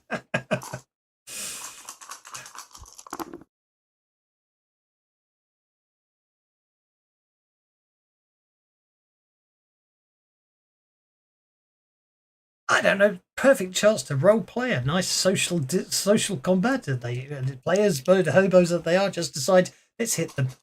The best viewers have made it.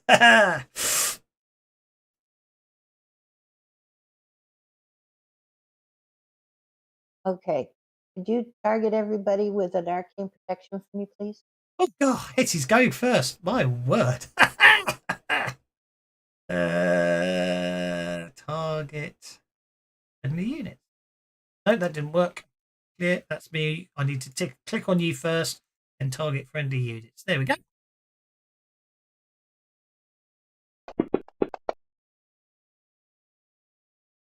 Okay, that's a successful casting. Not successful enough. I'd like to try again, please. Okie dokie. What's it saying? Drag a Benny onto the casting and it will redo it. Or you just spend a Benny and roll Mandy. I don't mind which way you go. Why is it saying you're reconnecting? Because I'm reconnecting. Because in my multitasking modus, I noticed I'm back in fucking live mode. Oh.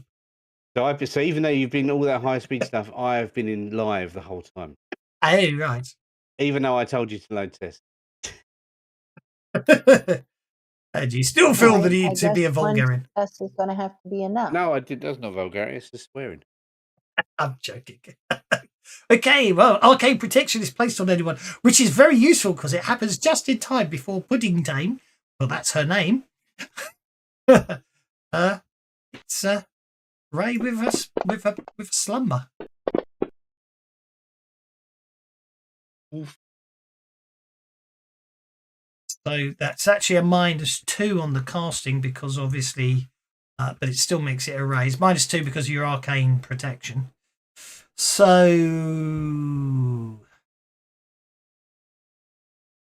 well, hang on. I'm going to make, actually, in fact, I'm going to make that. I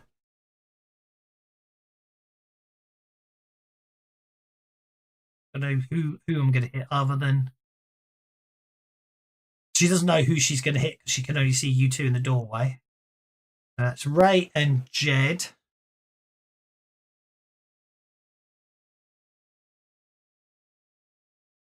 Ray and Jed are hit. So you both get to make spirit checks at -2, or you're going to fall asleep. It's going to cost me 2, 3 power, 3 is going to cost me 4 power points, 6 power points. This could get expensive really quickly, couldn't it? Okay. Jed is okay. Ray is going to fall asleep. Wait, well, this can Benny out of. And unfortunately, the sleep won't shake this feeling of tiredness afterwards, I'm afraid. Oh dear, we're in trouble.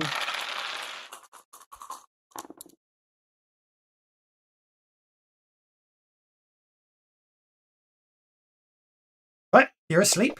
You are asleep. There's a 6. It's a 6. And there's the Benny for it. Okie dokie. Wow. Yeah, that was close because that was slumber with fatigue. But there we go. Puddingtane looks most put out as the arcane protection prevents the two targets from nodding off. Okay, that gets us to Angus, who's obviously he's had enough of this. He does need something. He's going to go into his NPCs. I won't find anything there. He's going to go striding out and over to the fireplace. I need to look tokens. Movement. Which was that? He's going to have to run.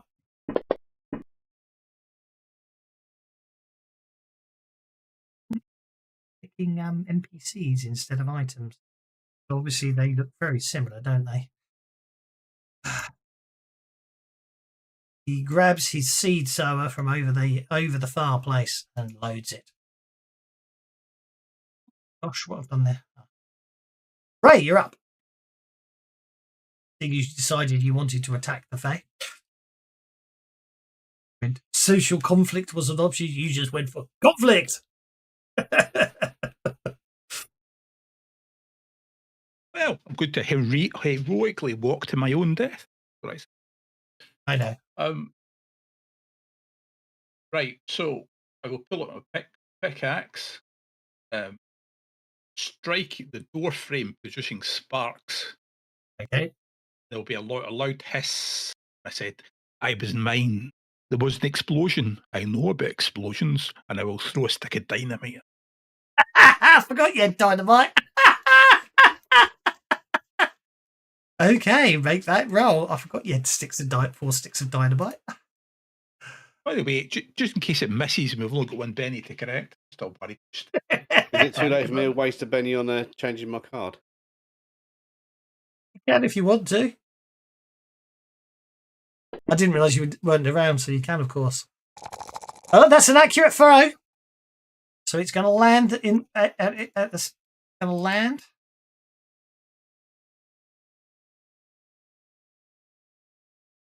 Still got a joker.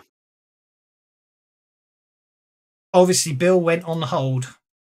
Bill did go on hold, but he gives everyone Bennies as well. He does give everyone Bennies because he got a joker. Apart from Mac D. From Mac D. Apart from Mac D. He's not getting any. There's a feud going on here, I think. There's not really. I know, I'm joking. Knob.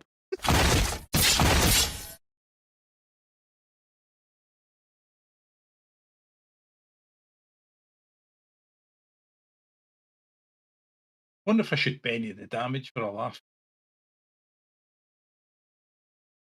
Yeah, go on. Let's see if you can do better than a 7. Notice now it's going to make you roll for each one. That's fine. You obviously re-roll for the big series. Yeah, I know, but it's so you Benny damage. It only rolls on 1, isn't it? Well, technically, you're meant to roll once per target anyway, so I'm happy. But yeah, I know. What I've done is everybody's targeted. So what I've done is I press the damage button once to see what would happen. Technically, you're supposed to roll for each damage. We do it that way. Up to you. Well, it's an interesting because in the old days, before Suede, I'm not sure if I have to check the rules as written for Suede. For Deluxe, you rolled once for extras and once per wild card, didn't you? Is how it used to be. Now so it's putting once per person. I know, but because it was, yeah. So I'm happy. It's really down to you if you want to just if you want to roll them one at a time. It's up to you. Or if you just want to Do shake one at a it. time. Just do one roll for saved in time. Yeah. Okay. So pudding tame. I tell you what, you can. Oh, let me apply the damages. So the dynamite takes out that pixie, takes out that pixie, takes out that pixie, and takes out that pixie. It's on 9.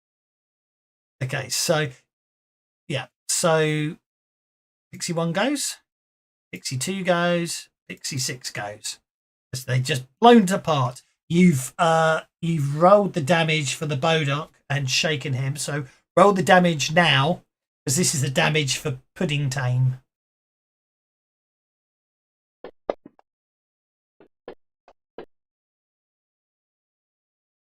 It's quite a lot of damage you've just done to Pudding Tame.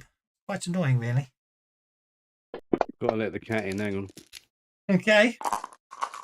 Gonna have to spend all her bennies in a desperate attempt not to have her wings blown off. Okay, well, that's Pudding Tame is not looking very good. All she wanted to do was take the child to the Fae Queen. But anyway. And I didn't even blow the doors off. That brings us to Jed. Yeah, when all else fails, start with violence, I guess. Well, I know Bodocs are kind of bad things, so let's go ahead and try shooting him. And see if we can him. You get to make a fear check, actually, now you can see him. I did. I rolled Okay. a 7. I trust you. I trust all of you. I'm sure we were supposed to remember something about Fae, but I forgot. Now, the fatigue, should I be ignoring that point? Would that have been erased? Yes, it would have been. Okay. Let's put it on as an effect. If I can remember how to do it. It's open brackets. Ignore T1, isn't it? Is it I hash believe one? so, yeah. Works. That didn't do it. Is it at enormous? Is it at what is it? Oh, hang on. Is it in effects? I can't. Bumps and bruises is fatigue. Ignore. I can't remember how it works. Ignore hash fatigue. Let's try ignore hash fatigue. Just going to remember how to make it work here.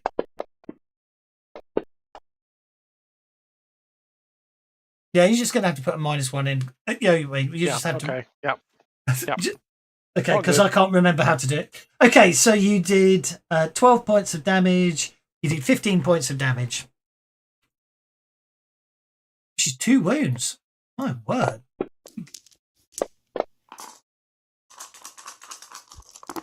The Bodoc just looks at the arrow sticking out of it. Yeah, kind of what I figured. Only because it's soaked. Oh, yeah, I know.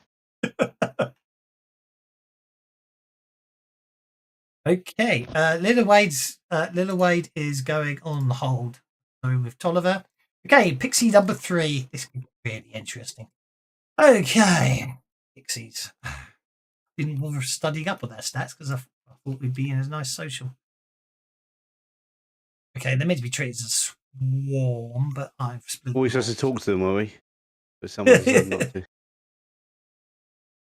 Yeah, that's okay. Right. So this pixie's going to come flying through the window here. I'm going to shoot him if he comes through that window. Actually, he doesn't need to come through the window. The pixie flies up to the window. It hasn't been invited in, so pixie is just going to get up to the window there. Drop a medium burst template. And I'm going to shoot him. I'm going to come off hold and shoot him. Oh, you're over there. Of course, you can come off hold and shoot the pixie.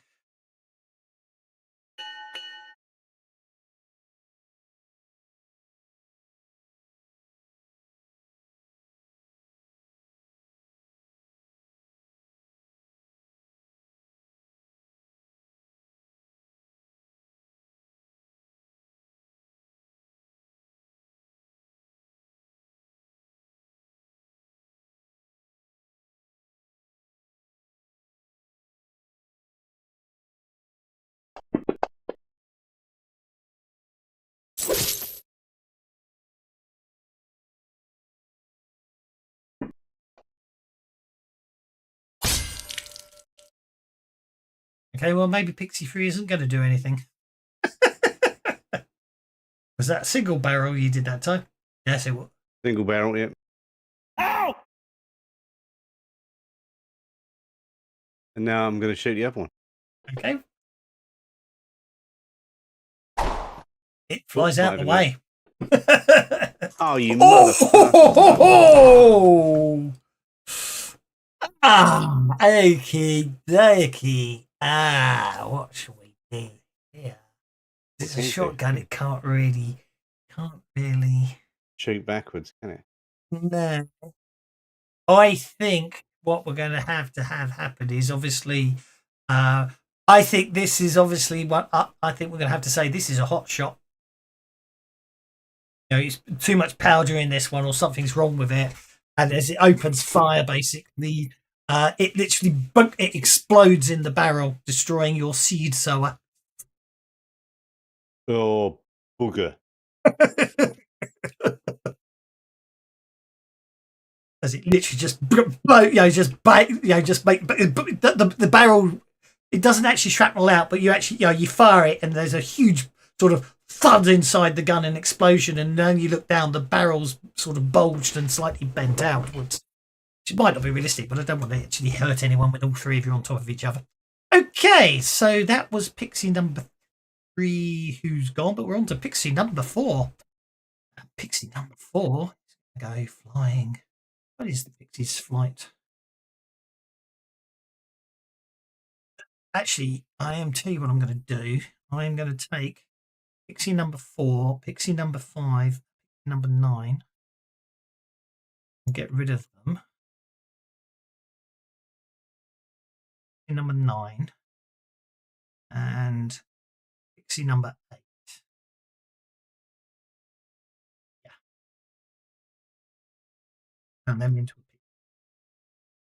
form.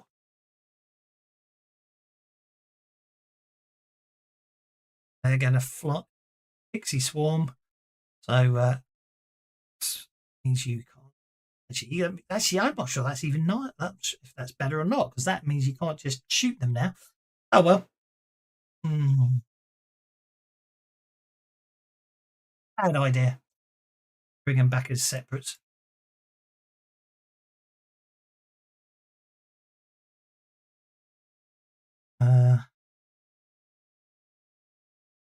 Anyway, he gets to there. That's fine. We'll have us on the next one. That one will basically have to be on the map. There. Nice to there. That one's over here. So this one's going to... yeah, this one is just going to... it basically starts muttering away and has this little pouch as it sort of puts it into a sling and just fires it at you as it mutters something.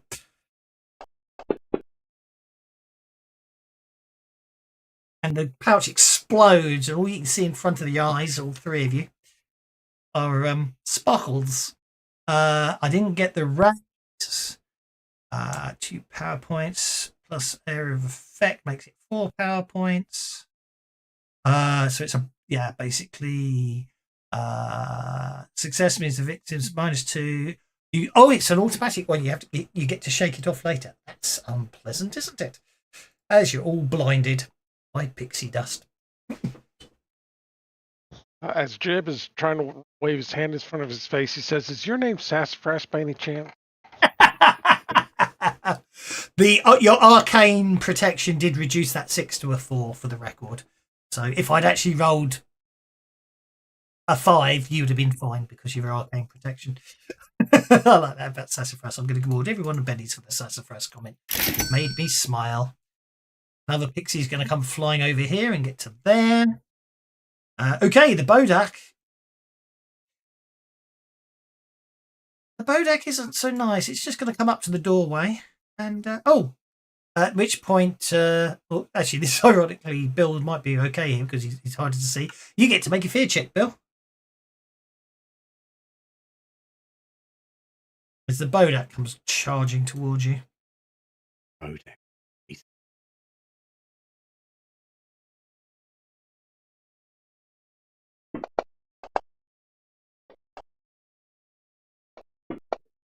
You're not scared of it, that's for sure. Okay, I think it's still only hitting the 3 of you as a once per day. Okay, so I need... Actually, because of the trait modifier, normally, obviously, blindness wouldn't affect your trait, but the penalty the 3 of you got for being blind is actually the penalty for the stun. So if all 3 of you, that is, they're all 3 men, if they can make a vigor check, as the Bodak unleashes a piercing wail that mimics the cries of a distressed human child. If you fail, you're stunned.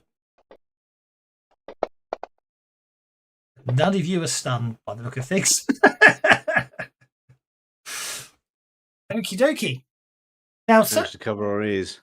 you managed to cover your ears in time, so that's all the Bodak gets to do this round. So that gun misfiring was good because it meant I dropped it on the floor and then covered my ears.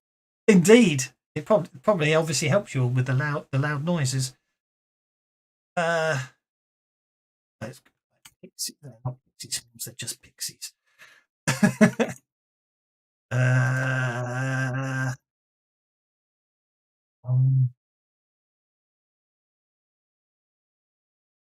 This is as bad as uh-oh the other day, isn't it? Okay, new round it is. Oh dear, the Fae got the Joker.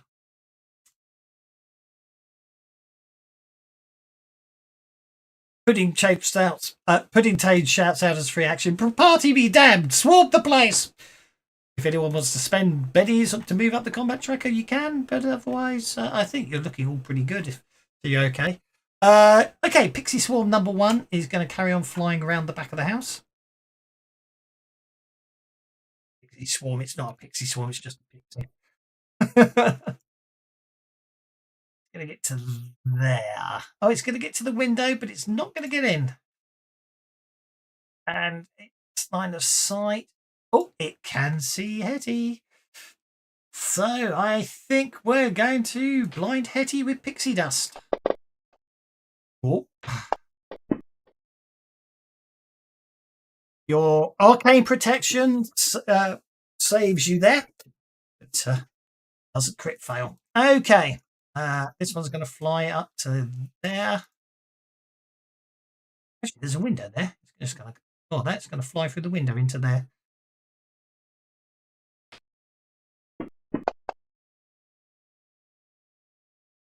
Angus gets to make a spirit check. Angus falls asleep.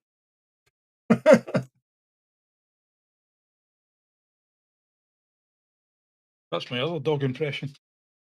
Okay, pixie number 7 has blinded you all with pixie dust. So it's now going to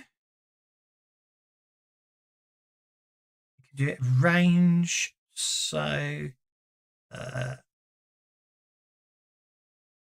okay, so that's going to be Bill. It's going to target. It targets again. So it is targeting. I need to kill off Jed, and I need to kill off Bill. Ray, rather. And I'm just going to cast another spell.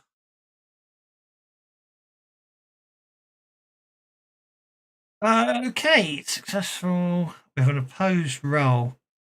The target's opposed by the target's spirit. Okay, Bill, the pixie is casting a spell upon you, and some of your ingredients for moonshine are literally disappearing. Make a spirit check.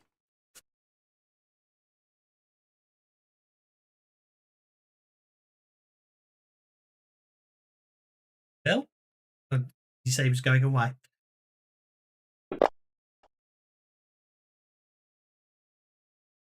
Sorry, God, Bill. It's the Bill name that's throwing me. That's okay. I just rolled once for you. Basically, the pixie is basically casting a spell that's destroying your ingredients for making moonshine, i.e. it's going to drain your power points. You need to beat an 8. You've so far got a 5 unless you want to spend a penny. You're going to lose D6 power points, basically, or ingredients. Unless you want to spend a penny to re-roll. Well, nicely done.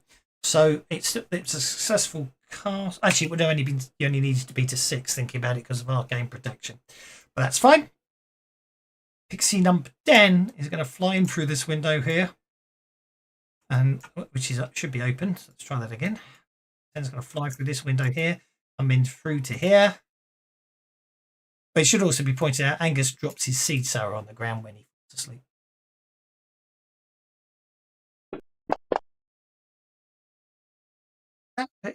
This pixie flies into the room and vanishes.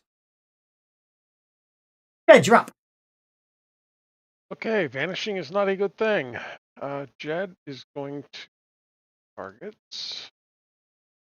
Step back so that I can see Hetty.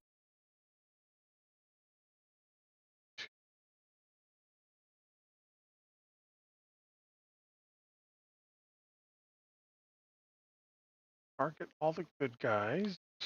I think I will leave it. And then I'm going to cast Detect Arcana on everybody. Oh, nice. Blindness would not affect that, but your fatigue wouldn't affect it. Don't forget you've got your thingy, so you did successfully cast it. Ooh, let the bennies flow, says Talon. I shall let the bennies flow. So do you want the benny back because you successfully cast it the first roll? Or were you going for the race? I would have been trying for the race anyhow. So, okay. Yeah. No, we'll just go ahead and let it slide. Okay. So okay, I have successfully put Detect Arcana on everybody. And you've only got Hetty, Ray, and Bill targeted at the moment. Oh, have I not got myself targeted? No. There we go.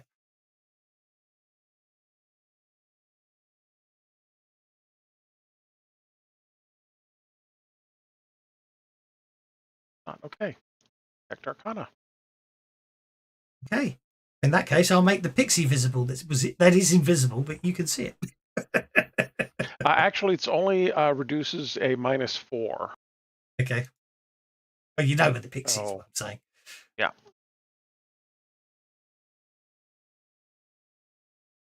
Oh, and the pixie's right here next to me, too. Oh, that's always fun. Well, okay. I guess I'm done. Okay, the pixie's up next. Yeah. They put take gaze. Get the child. And the pixie vanishes. Obviously, they don't necessarily know that you can see them when they're invisible, but another pixie vanishes.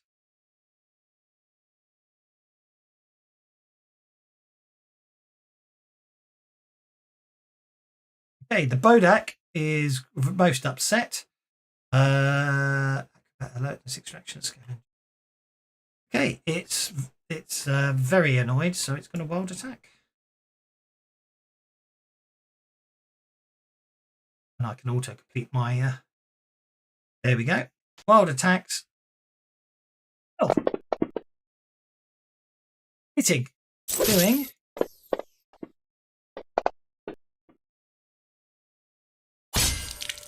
2 wounds on Bill.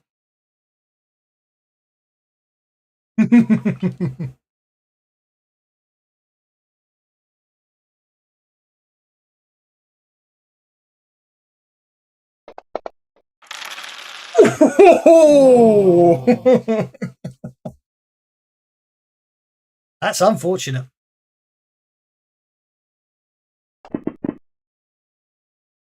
You are remaining shaken, Bill. All you can do is limp away, in which case I get to freely attack you, or stand there and just get mauled. Or spend a penny to unshake, of course. Your last penny. It's a plea. You better plead to people to give you some bennies soon. Or roleplay your pants off right now. Go for it. What are you doing, Bill? Give me some bennies, you bastard.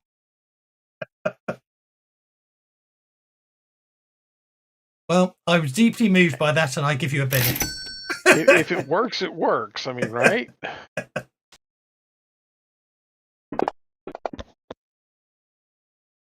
Okay, the Bodak misses as you scoot away from the area.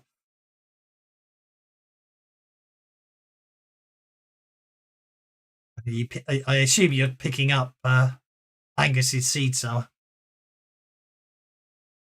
Ah, yes, good idea. Okay, so you pick up Angus's seed sower. He had loaded it, so you could use it next round. Or you can use it now, actually.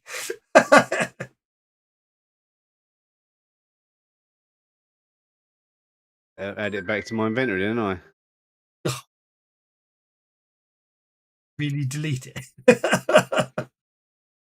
Yep, You'll have to redo your both barrels now. I will. But it's all right. I've got it. Can't do anything else apart from that. Okay. Well, you did. You spent the penny to unshake, so you can perform an action. Pick the gun up, didn't I? Pick the gun up and shoot someone. Readying a weapon is a free action under Swade, isn't it? Well, I'm going to shoot the pixie just coming through the window then. No, it's not. You can ready up to 2 weapons per turn. Yes. As free actions.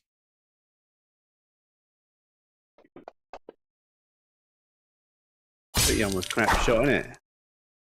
You can't see at the moment. You've got pixie dust in your eyes.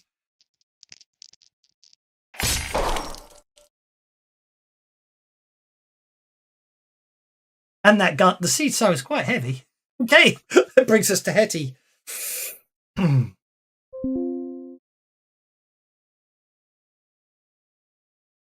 I would like to boost. Ray uses his pickaxe, so that's not shooting, that fighting. Fighting, that's correct. So I would like to boost Ray's fighting trait. Go for it.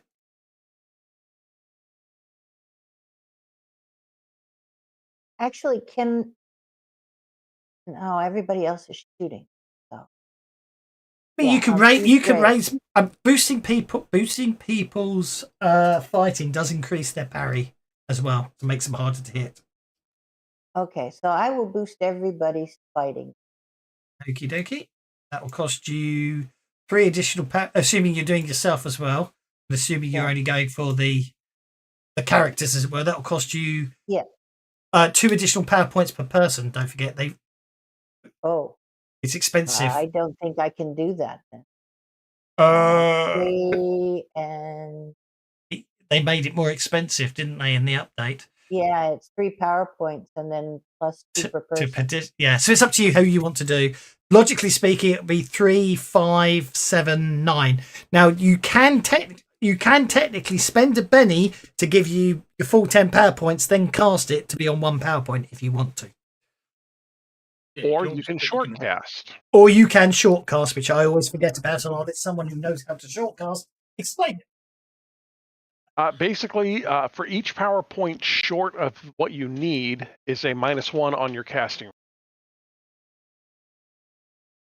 So say, for example, you had 8 power points, but you're trying to use 9, you'd make your casting roll to a -1. So you can cast it with your 7 power points, but you'll have a -2 on your folk magic roll. If I don't cast it on myself. If you don't cast it on yourself, then you've got. I think that's what I'll do. I'll do the 3 guys and not worry about stuff. That's okay. That will cost you all your power points, but that's fine. No short casting required. Okay. So here I shall award pennies for an excellent explanation of short casting because I always forget you can do it. Oh, that's successful. That's a nice successful boost fighting. There's the boost trait there. Boost trait 2 dice. There we go. Bang. Let's see.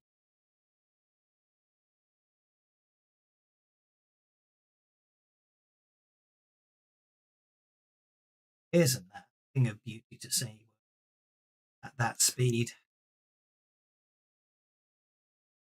And the GM gets a penny. Oh, thank you, Mr. Talon, sir. Okie dokie. I think that's everyone boosted. Boost fighting is +2 dice. Parry +1, isn't it? Actually, is what I should put there. Parry +2. +2, thank you.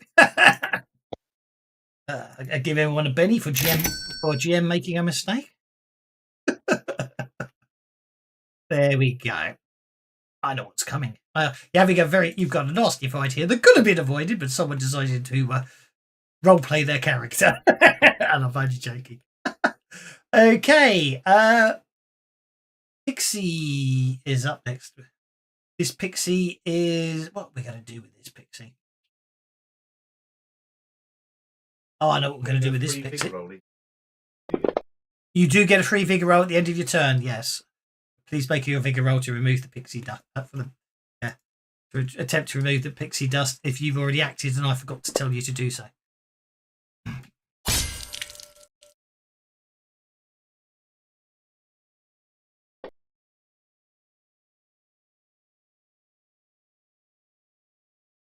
This pixie flies ridiculously fast compared to all the other pixies. I've never seen a pixie move so fast. Okie dokie. That gets us to Ray.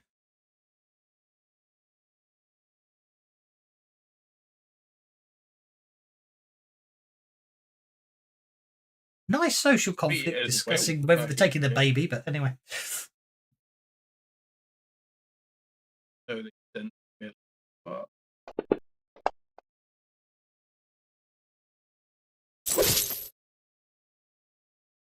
Pixie dust is really not affecting you at all, is it? Look at that.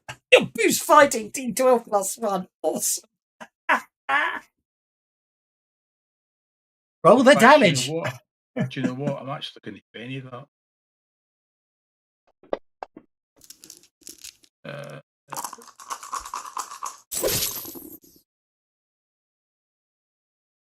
Still a hit.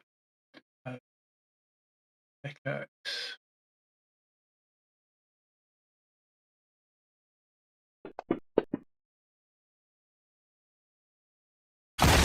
You shake the bowduck. Yeah, leave it shaking. Okay. Unshake bowduck. And you now get a vigor check to shake off the blind. Vigor check at +2, isn't it? Yeah, vigor check at +2 to negate the -2 that you don't. Yeah.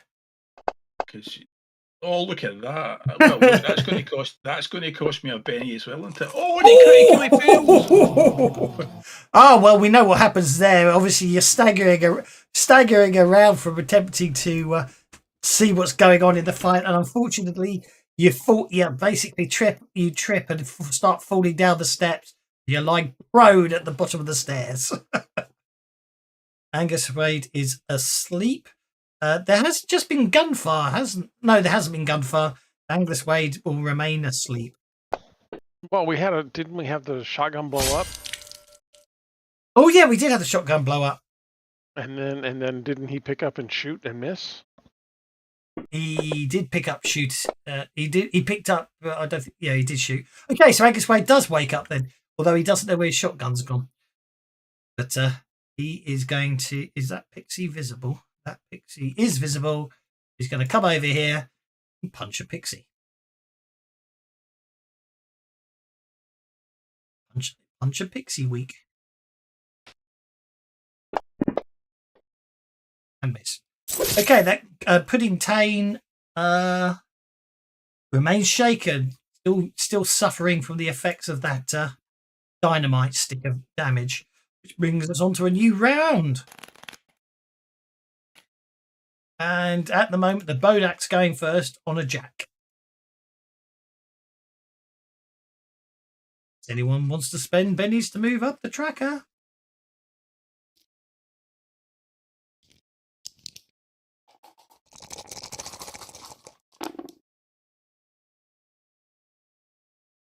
Jenny's going first.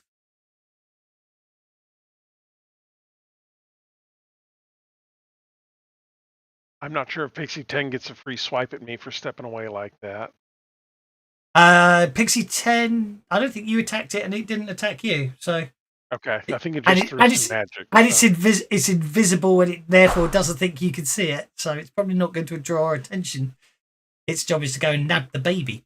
But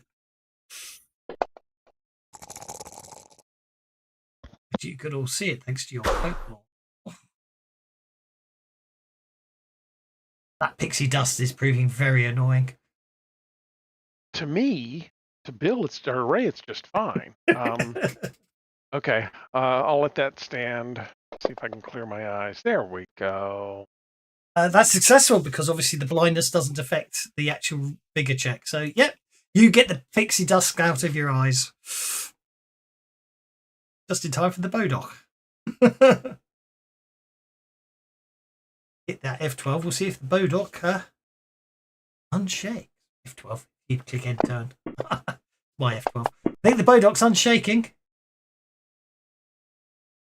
It is. Now, you see, it was going to go after the prone Ray, but of course you just attacked it, so it's got to go for you now, Jed. You're welcome, Ray.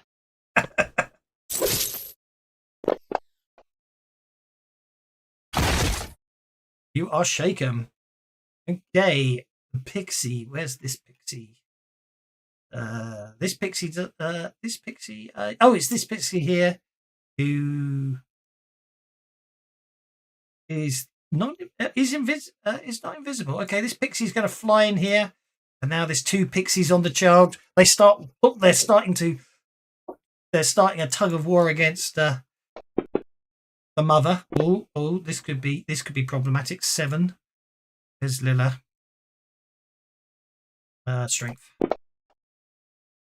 Oh, okay. This pixie has started pulling the child out of the mother's arms. That gets us to. Seeing as how the mother is it is a mother protecting her child, does she get a wild die? Oh, go on. I like that. Oh well, it's worth a try. I like that. I do like that. It's very good. This pixie's going to come in and do the same thing.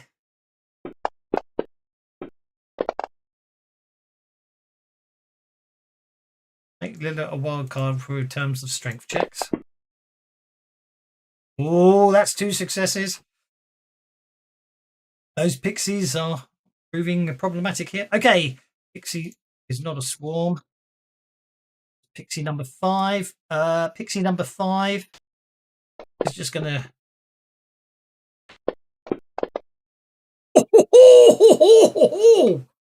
Pixie number 5 is going to completely fail to spellcast Slumber. And obviously, well, actually, in fact, I'm just going to say it's even easier there. Basically, it's so focused on trying to target Bill that Angus is able to take a swing at it and knock it clear through the window. And because I want to speed the fight up a bit, it flies off in a sulk. Hey, pixie number 7 is going to fly in through the window and head for the bedroom. Pixie number 10 is invisible and it's just going to happily fly up to here. And fail to cast Slumber on Hetty due to Hetty's arcane protection.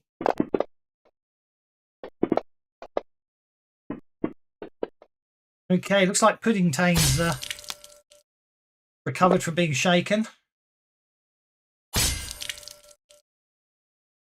Puddingtane's going to spend a penny. Thanks very much. I have to go. Good luck and let the bennies flow. Certainly will, Talon. Thank you. Protection with a raise. Thanks, Alan. And protection is 3 power points. So Puddingtane basically casts a spell upon themselves and then just strides purposefully into the room. This pixie here is going to come in and fly through the window and get to there. Could go badly. It looks like the child's going to be abducted by fairies at this rate. Bill, you're up, sir.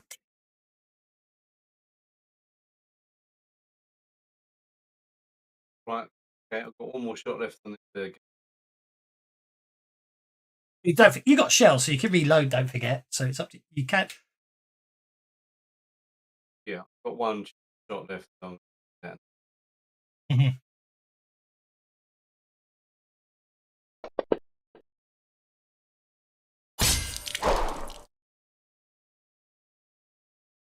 Then I'm trying to shake off. Yeah. Fine. Okay. Blow a hole in the cabin. That's a 3. Those are your wounds, isn't it? Afraid you don't shake off the pixie dust. Okay. Ray, you're prone. Now you can remove prone yourself these days because I always used to forget.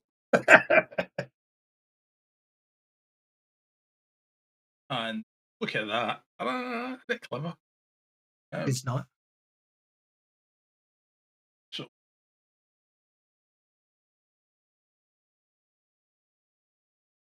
that.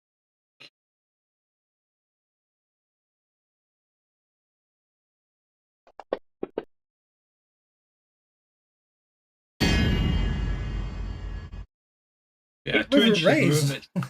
2 inches of movement. Yeah. Up. Yep. Smash. You smash the Bodach. 2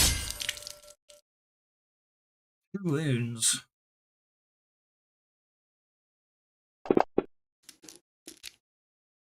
Wound. God, you're doing really well in soap rolls today, aren't you? I am doing well on sex works tonight. Okay, Hetty's up. This is where Havoc would be useful. Hetty wants to cast lower strength trait on all those pixies in the room. Love it.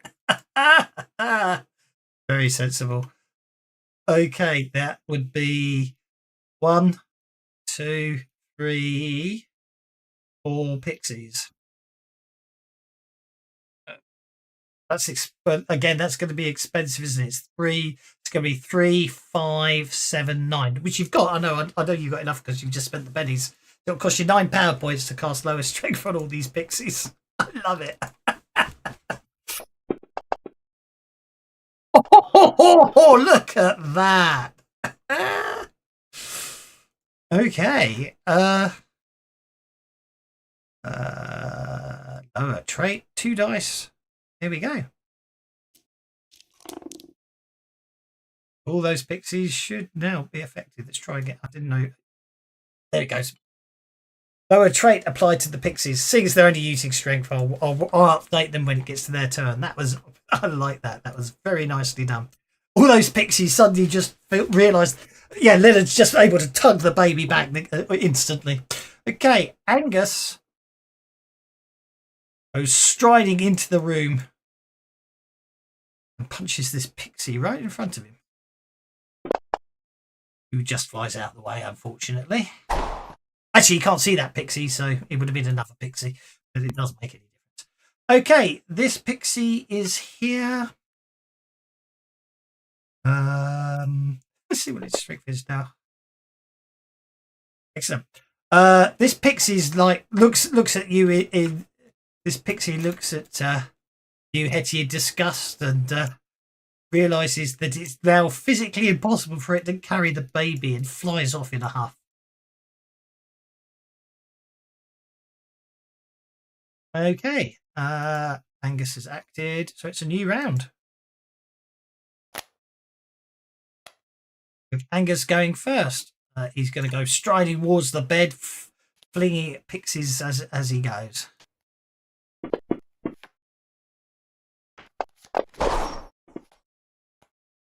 What a crit fail.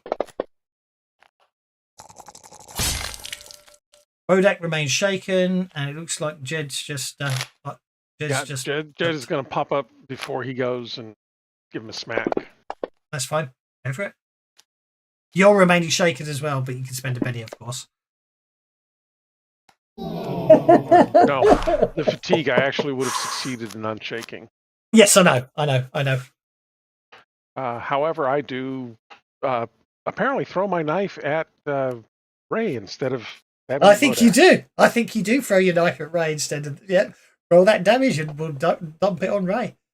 And that won't hurt Ray, I'm sure. Might hurt his feelings, but it won't hurt Ray. The Bodak remains shaken and therefore isn't doing anything. Pudding Tade, however, is going to attack you, Jed. She draws this really fine sword and just looks at you in annoyance as you basically fail to be hit by it. Brings us to Hetty. All the pixies in the room are looking at you with disgust, and they're all sulking, and they're all going to fly away for the record. So it's up to you what you want to do next.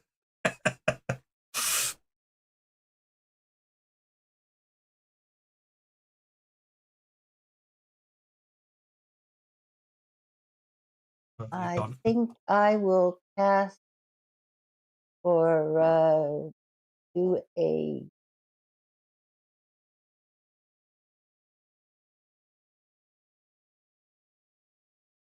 I'm okay.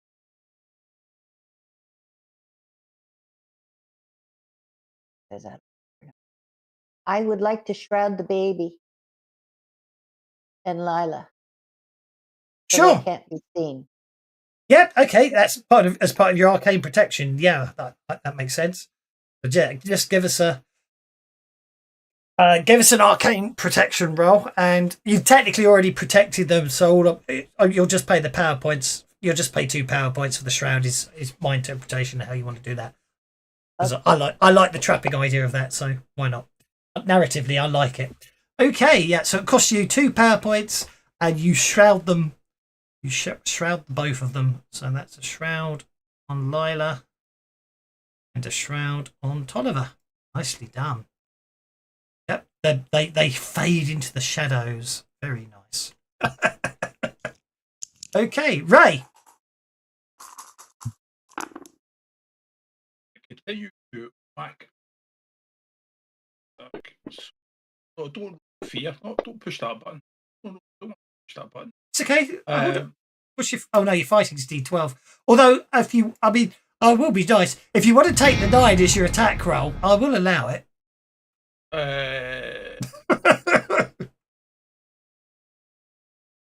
Well, I look at it this way: 2d6 versus 1d12. There's not much in it, so. Well, 2 hits a D10 6, isn't it? Really? Exactly. Oh, yeah. Look at this. So this could be quite swift. Okay. Well, I've got the Bodak's got 1 Benny left. 2 wounds on the shaken Bodak. It soaks one of the 2 wounds. It takes a second wound and snarls at you in annoyance. Nicely done. Pixie. Pixie. This pixie comes flying in the room and goes flying around and comes flying out again. After casting speed, of course. There we go.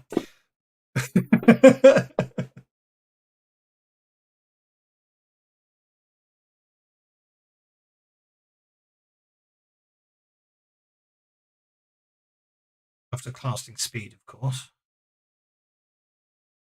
And let me do it that way. That's fine. Do it that way, don't I? There we go. And flies over here and going, "They have hidden the child. It cannot be seen. We cannot obtain it for the Queen." Bill. I just spend the whole round getting this. Okay. I need to roll. You reload and then make your vigor check. Go for it. Just put a +2 modifier in your modifier box before you make your vigor check.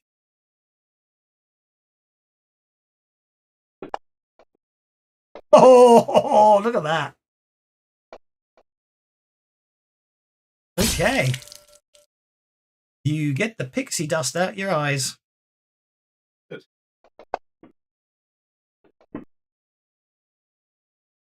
Yeah, I forgot to roll mine at the end of my turn, so yeah, you can take the pixie dust out of my eyes as well. Okay, you get rid of the pixie dust. That's good. Oh, that makes that easy. Okay. This pixie just flies off. Back to that pixie and then delete that one. this pixie will also fly off. They can't. The child is hidden by magical means. They cannot take it. So that's okay. This pixie's going to fly off.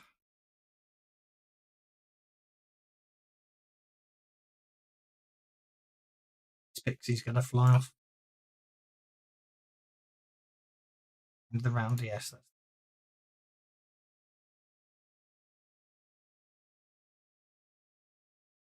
Which means new round begins.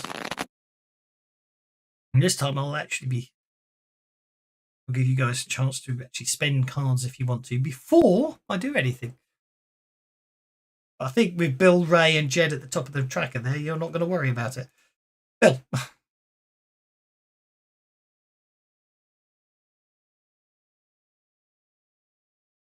It should be, I will point out, Pudding Tane has definitely has resigned look upon her face with the news that's just been given. Hey, Bill, you stride into there. This room seems devoid of pixies. Hetty's standing there, sort of a glowing protective shroud of darkness covering the bed. She's struggling to maintain it. Okie doke, no problem at all. Over to you, Ray.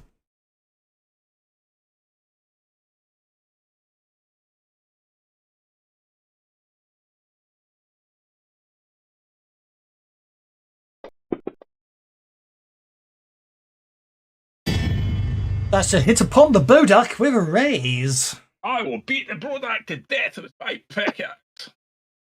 Be my guess.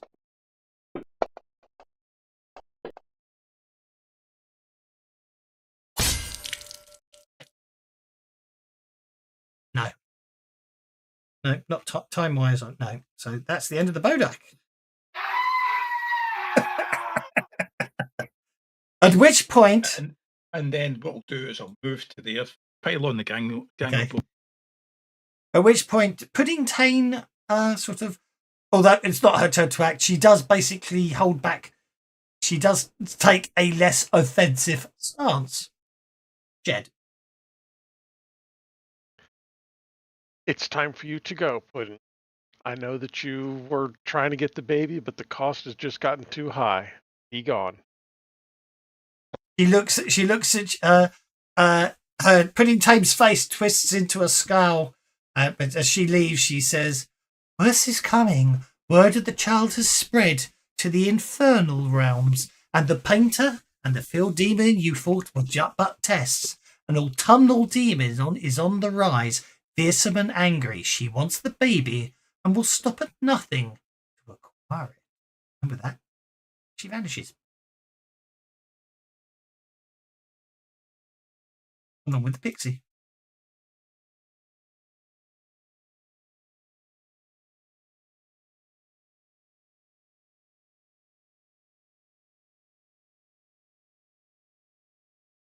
Right, let me see now. I know you guys can do it quicker, but I'm just going to go bang, bang, bang. Okay, that goes. That one goes. That one goes. That one goes. And everything goes. It's all good. Okay. So, that's interesting.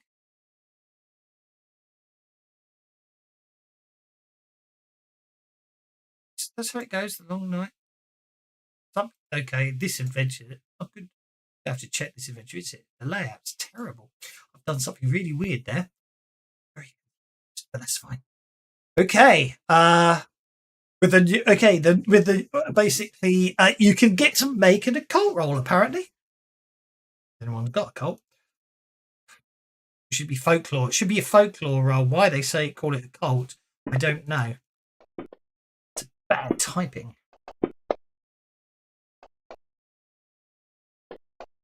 Someone knows. Ray.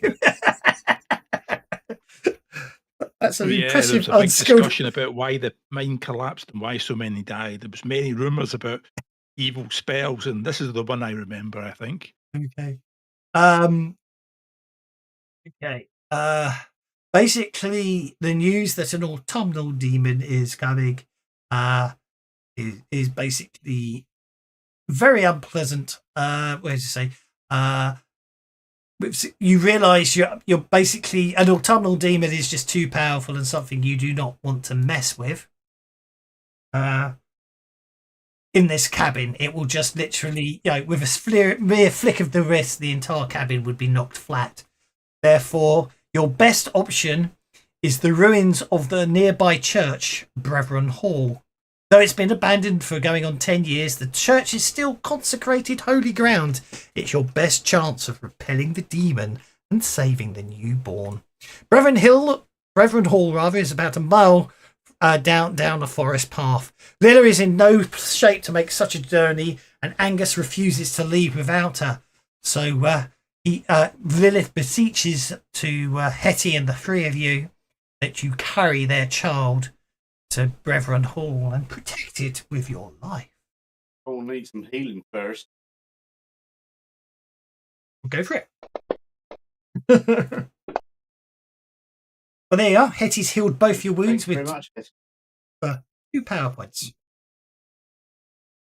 Okay, so as Hetty's healing you already, you can sense as you start preparing to grab equipment and any light sources or anything else you want to grab, you already sense the demon nearby. As you head on out, you spot it striding across the land ominously towards you. Chase time, baby. Indeed. I want to shroud us, cast arcane protections, and shroud all of us. You could, yep. We could do that as part. It's a chase, so you could certainly do so. So let me go clear. Clear. Menu cards clear. Right. Lilla Wade is not here anymore. Tolliver Wade, the token's not needed. Question number 1: who's going to put Tolliver in the party sheet?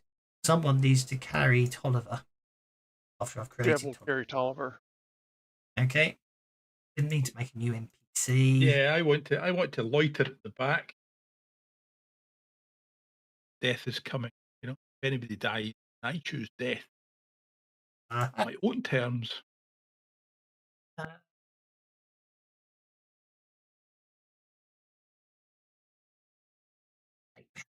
Right. He's a baby. Category of baby. There's Tolliver on the party sheet. Did you say Jed was going to take Tolliver? Yeah. Okay. You're now carrying 8-pound Tolliver Wade. Okay. Autumnal Demon goes there.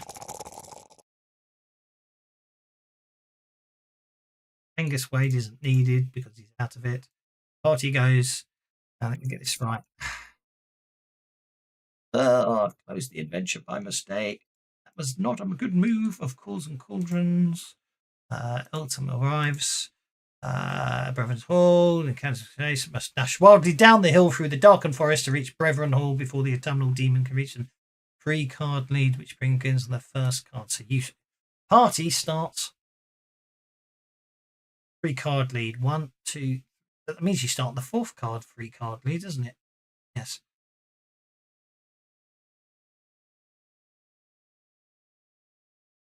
There's 3 cards between you. There we go.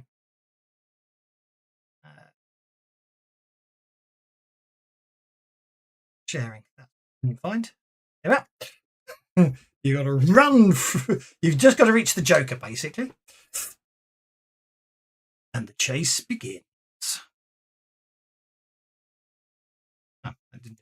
Let's try again. There we go. Okay, so as it stands at the moment, we've got the order is going to be Bill, Ray, Jed, Demon, Hetty. So if anyone wishes to spend a penny before I start the first round of this chase, now's the time to do so. This will be an athletics chase, a foot chase. So it's going to be each round you have a choice. Each round you get to make an athletics check. A success will move you 1 card. A raise will move you 2 cards. You can't move more than 2 cards.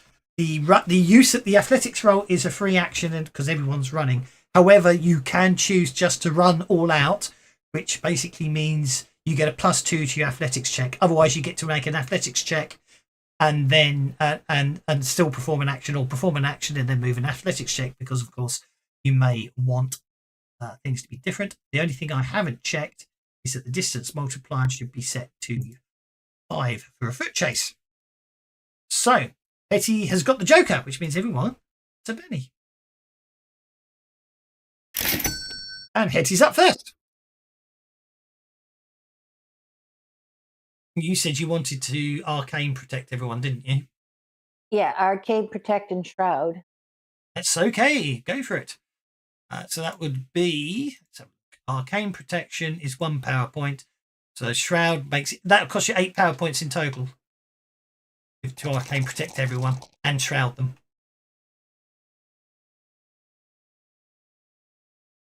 Okay, I've spent the point. It's not a dog fight, so those cards shouldn't have gaps in them. No, it's absolutely right. Look, 2 cards is 0. There's nothing wrong. It's working perfectly. It won't count the yeah. Just I count did it cards, not spaces.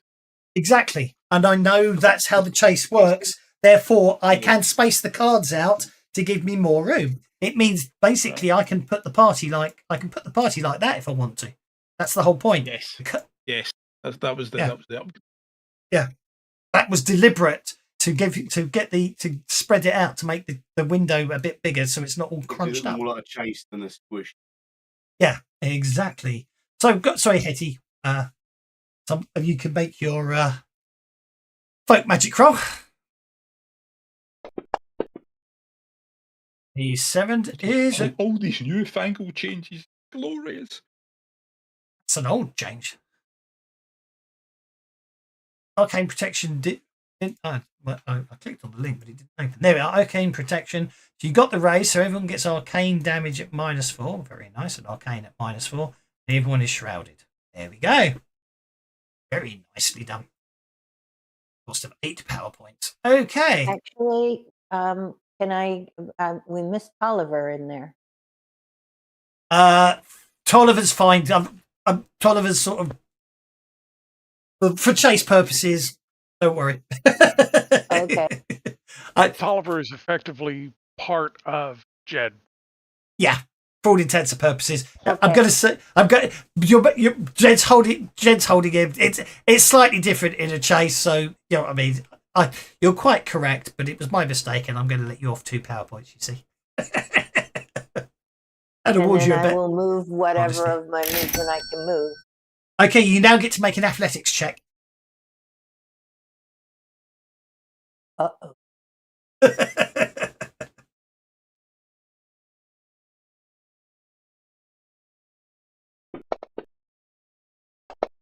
She says, "Oh," and then move. She says, "Oh," and then moves 2 cards. See you later, young'uns. I have good boots. You have very good boots. Bill, you're up, sir. Are you going to just do a dedicated flat-out run, or are you going to do another action? Okay, that's a +2 to your athletics roll.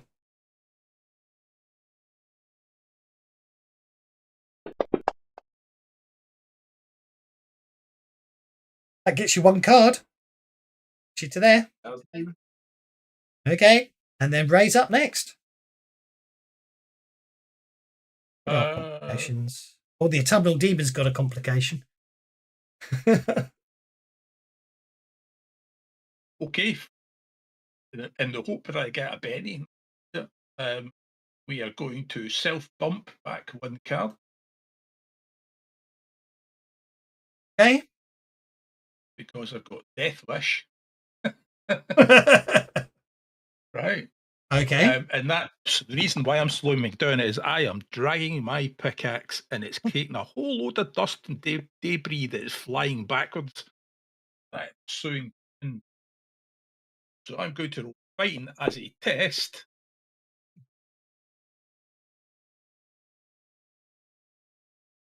On the demon.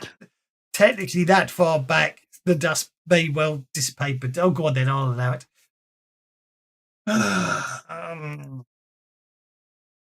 What to do something so you don't eat. That's only that's only about 60 feet. The dust, it may not be real bad, but it'll still be there. Yes, I agree. That's what I decided. I think the demon's a bit confused. I'm going the wrong way as well. Yeah. Unfortunately, the demon is obviously not too interested in you. But there we go. I shall, however. Baby flesh. Indeed. I'll let you end your turn, and we're on to Jed. Jed is flat out. Okay, athletics check +2. Go for it.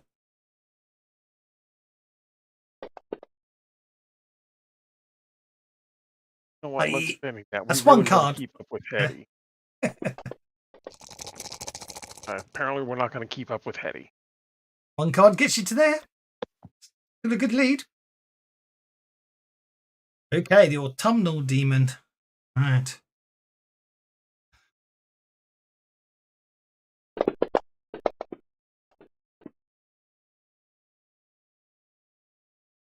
Oh, I forgot it had a complication, so it's going to cast fly. But first, it's got to make its athletics check to avoid the complication. Tell me what they are.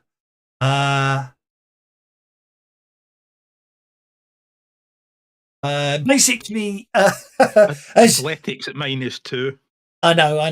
I'm just reading ahead. Basically, it basically tried to take a shortcut, and it basically finds a very dense thicket. It has to smash through all the branches of trees and everything, which means I'm going to have to spend a Benny to actually let it act this round. Oh! And by pot luck, a small stone is flipped up for the pickaxe, flies back and hits the demon. Well, that's rather interesting because it bumps it backwards, which technically means it bumps. Well, actually, it bumps it, but it can't go off the last card, can it? But the only thing I can logically do is bump you all forwards a card, isn't it? Because I don't have any cards backwards. So I'm not. Yeah, bump everybody forward or what? Okay, now this round 1, 2, 3. Okay, so everybody except Ray can attempt to escape the chase if they want to next round. So the autumnal demon gets bumped back a card and basically doesn't get to cast fly, so it can't actually travel twice as fast as all of you and get bonuses on the chase, which is really annoying. The dice let me down after all my good soak rolls. You're all beating the demon, so I don't think you're going to worry too much. Okay, Ray, you're the only one who can't attempt to escape because you're not 4 cards away. Come on, Ray, catch up.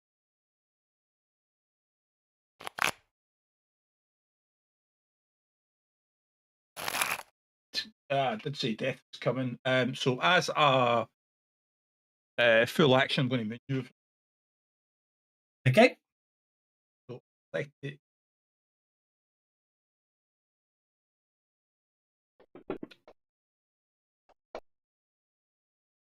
Wow, look at him, Speedy Gonzalez. Andre Aima. 2. Yep, he moved to there. Okay, so let's have a look at this maneuvering for escaping. Evade, horse, ram, bump, complication. Where's?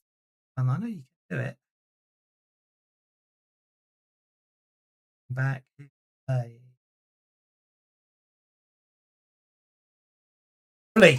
Character. Okay, if there's 4 cards between you, you make an athletics check at -4 and you successfully escape, which means you basically get to the church. You don't have to reach the Joker. The penalty is reduced to -2 if there's 5 cards and 0 if there's 6 or more.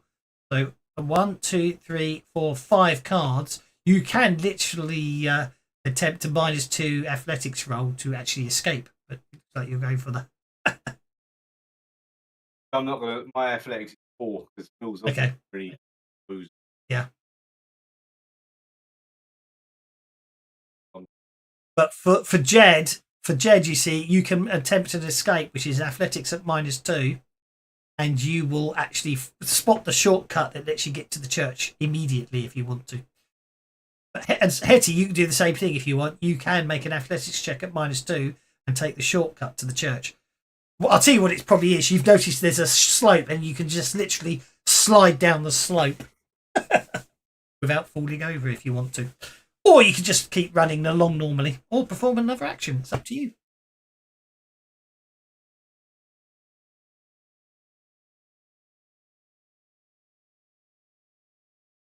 I want to cast a hinder. Actually, I don't know. Am I within range of the bad guy? I'd like to cast a hinder and slow him down. One is My very Sparks slow is already, 10, but so he's way away. So no, that won't work. he's triple range, isn't he? Yeah. You do. So instead of that, I will. You can do it. You can cast hinder at triple range for 2 power points.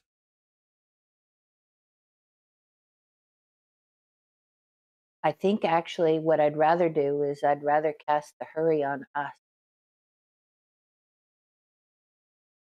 I think what I would like to do. If you can get our pace double his, then it's going to give you a bonus. At the moment, he gets a bonus on his pace because he's faster than you. But if you even if you just new to the scene, arrives from a burst of bellies for all GM included. Hello, old orc. Thank you. Most welcome. Welcome to the scene.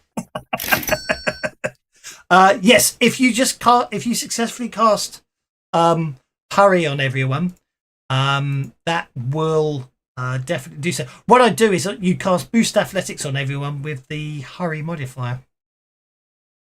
It's the logical thing to do in a foot chase. Thinking about it.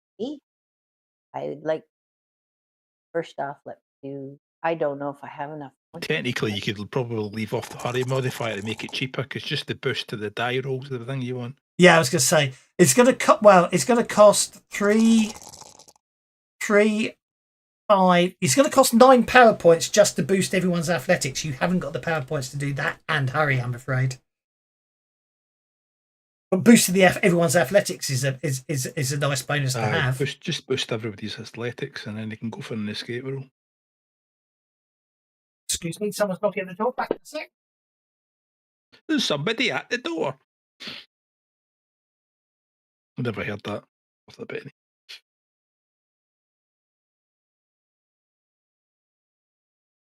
Should I Benny that and try to get a raise? Or just go with the success?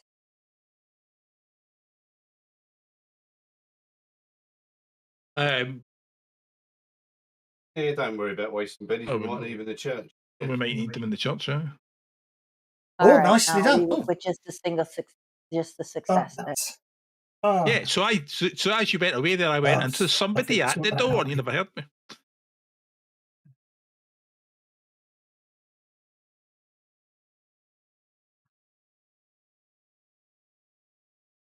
My track IR wireless hack just fell apart around me, so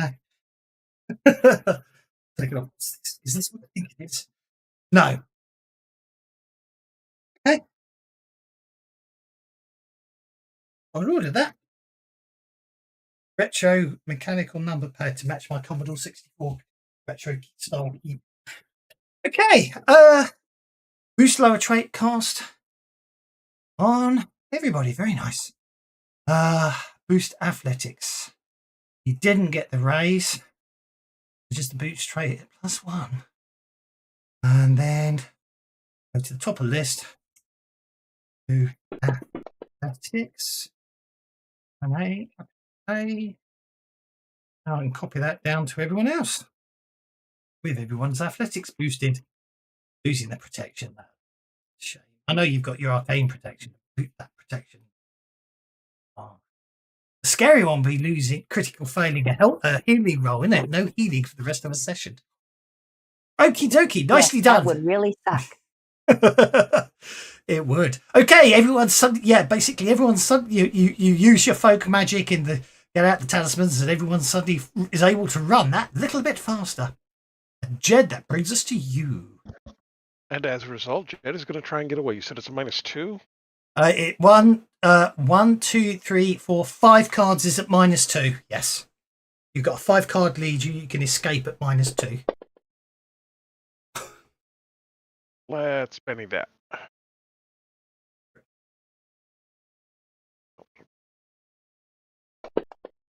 There we go. Okay, you literally just decide that sliding down that scree slope with a howling baby is definitely the way to go, and you reach the church.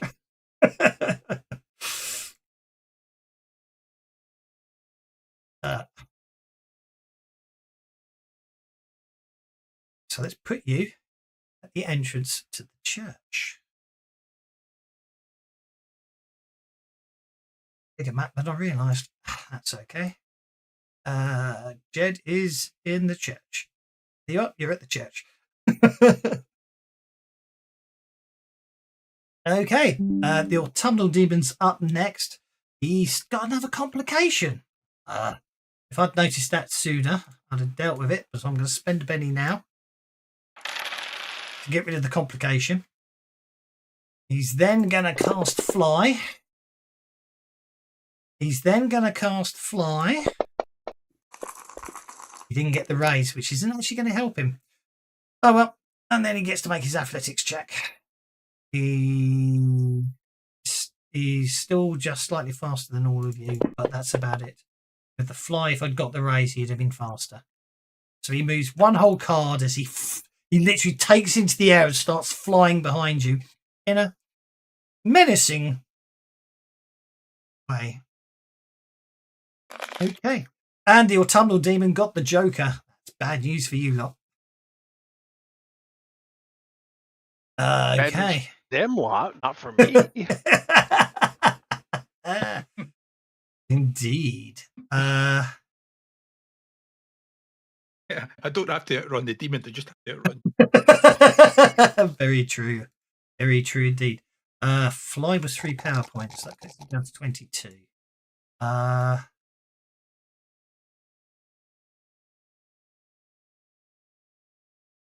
Okay, I think it's time to be evil. More so than normal. Okay. Range of smarts. I can triple the range. So what's the right? Smarts is 12, so I just need to pay one. I just need to pay for double range. And I'm going to, so that's 5 power points. Sorry, 4 power points. Range.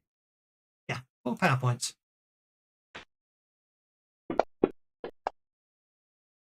Oh! Okay. It's not my day. Okay. Bill, you're up. Yes. You've got a complication though. You've got a complication. What's your complication? As you come basically charging through the undergrowth, you find yourself stuck in the middle of a pitched battle between a sheep squatch and a couple of hunters. What is that, -2? It's yeah, complication at -2.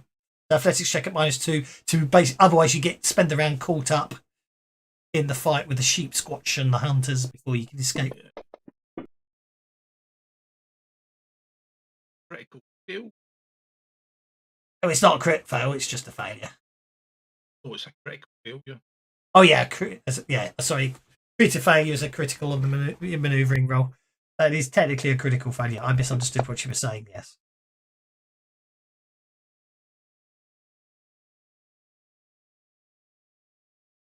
It's going to be a crit fail, or I'm going to Succeed. Yeah. Critical fail. Basically, a crit fail in a foot chase is, like I said, you basically get caught up in the fight with the sheep squatch and the hunters, and you just lose your turn. That's all it is. You suddenly get attacked by something else. You suddenly get attacked by something else, and you basically spend all your time. Okay. Ray, you have a complication.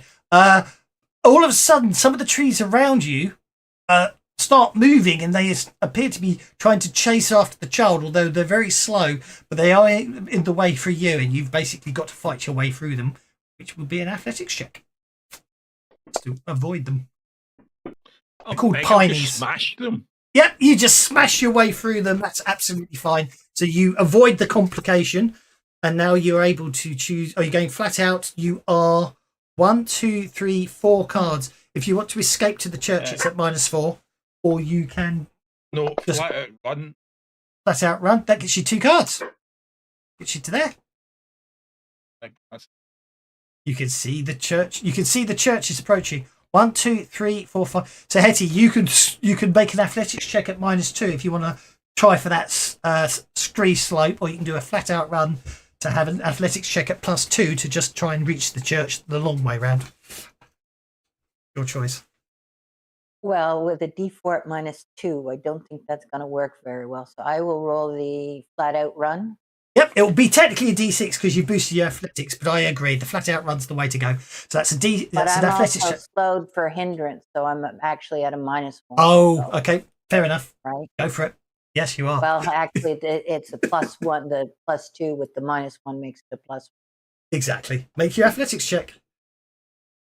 That will get you 1 card because you've got the bonus. So that gets you 1 card. Okay. Jed is on the church map. Yeah, Jed is just going to carefully walk forward into the church a little bit and look around. Okay. Pace is 6, isn't it? So I'll put you there. There's a big hole ahead of you, but other than that,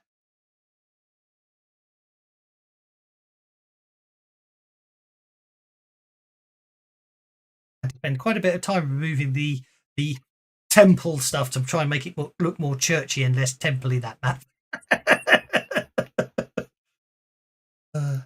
Free maps, can't complain. Look at that, Jed got the Joker, so everyone gets beddies. Back to you, Jed. You can circumnavigate that big hole.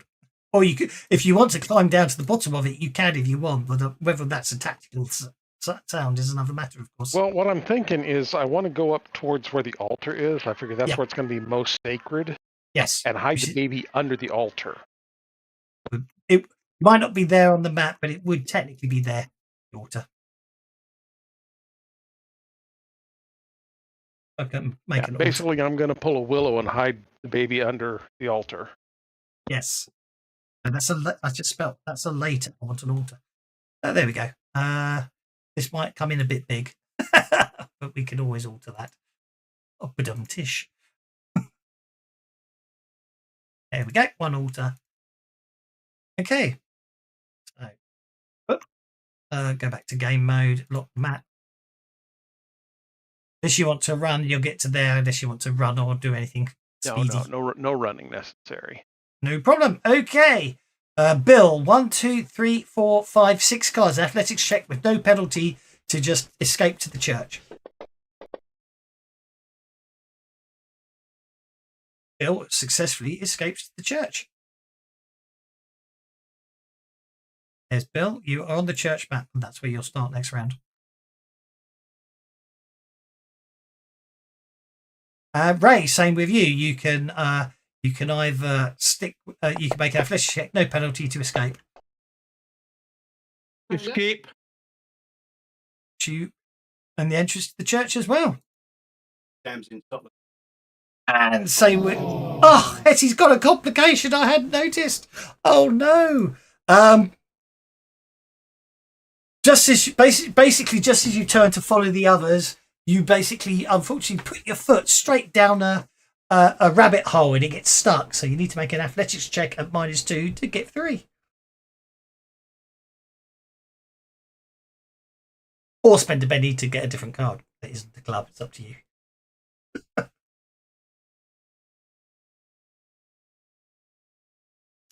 You're fine. You can just make an unmodified. You can now make an unmodified athletics check to reach the church instead. At the very last second, you spot the rabbit hole and avoid getting your foot stuck in it. So let's put you on the church map as well. Oops. Let's try that again. I need to take you from there and put you on the church map. And I can share the church map. So everyone's got the church map. And then the demon. There's a complication as well, really? I'm not spending a penny. The demon avoids the pineys, takes to the air, and advances. Okay. You have got time. You have got time to. I've unlocked codes so you can move freely about the church. The demon's coming, but you've got time to position yourselves. I'll give you a round to prepare any form of defences you want. Demon's coming through which one? The one we just came in? Where's the altar with the baby? Up here. Here at the north end of the church. Gonna go up. Assuming the demon's coming. I'll put the demon on the map in the direction it's going to be coming from. Yes. See if I can find something more interesting for the demon, shall we? That looks quite. Oh, I like that. Let's go with that. That's the token. Animated demon. Mm-hmm.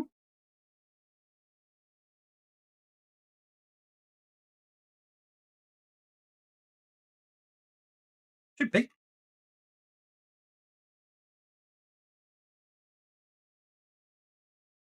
No, you're at the wrong end of the church. That's why. All right, good. Right, so I'm at the right end of the church. Where I wanted to. Okay.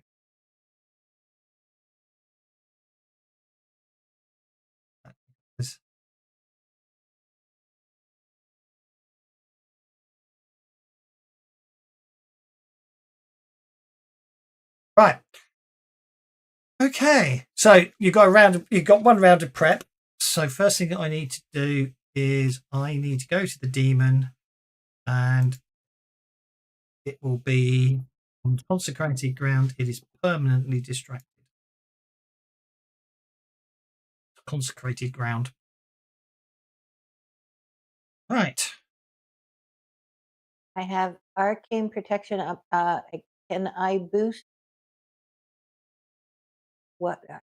Who's got guns and who's using axes? Or I should put it to meta do it. Who's using shooting and who's using fighting? I normally use. I mean, I normally use fighting all the time. Could be Indeed. used to shoot. I don't know how Okay, long I'd ago like said to just a big boost, hole. You can PC and I haven't Ray's got all my software on it fighting yet. But yes, and it is a Jed big hole. and Bill's shooting. Go for it. So you want to boost? Sorry, Jed and Bill's shooting. You said, didn't you? Well, it doesn't matter which way around. Yeah. But why don't you do both? That's okay.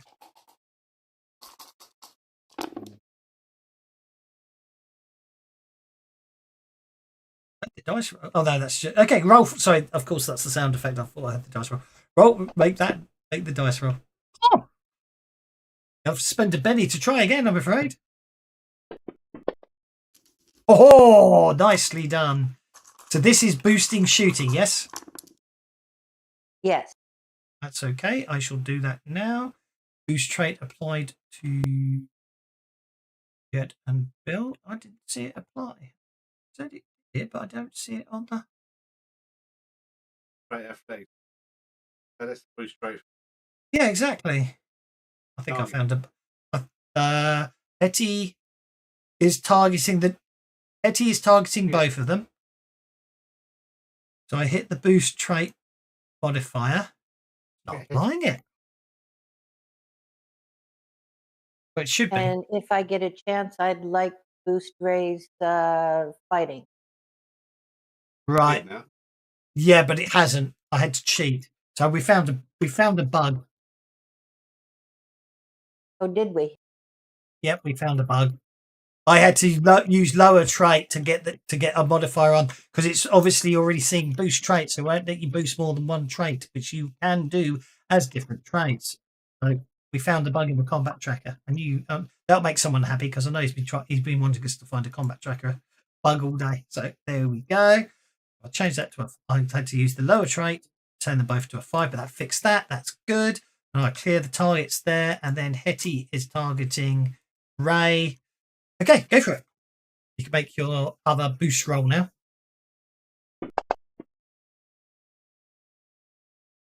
Running out of beddies here. Have to spend another beddy to try and cast it. That's successful. Boost trait 1 die didn't work, so let's try just doing boost hurry instead. That worked as a workaround. Then I can fix it. Fighting plus 1d. There we go. That fixes it. That's just the workarounds we have to use. We're in test mode. That's what we learn. We learned that effects need looking at. Reverence on hold.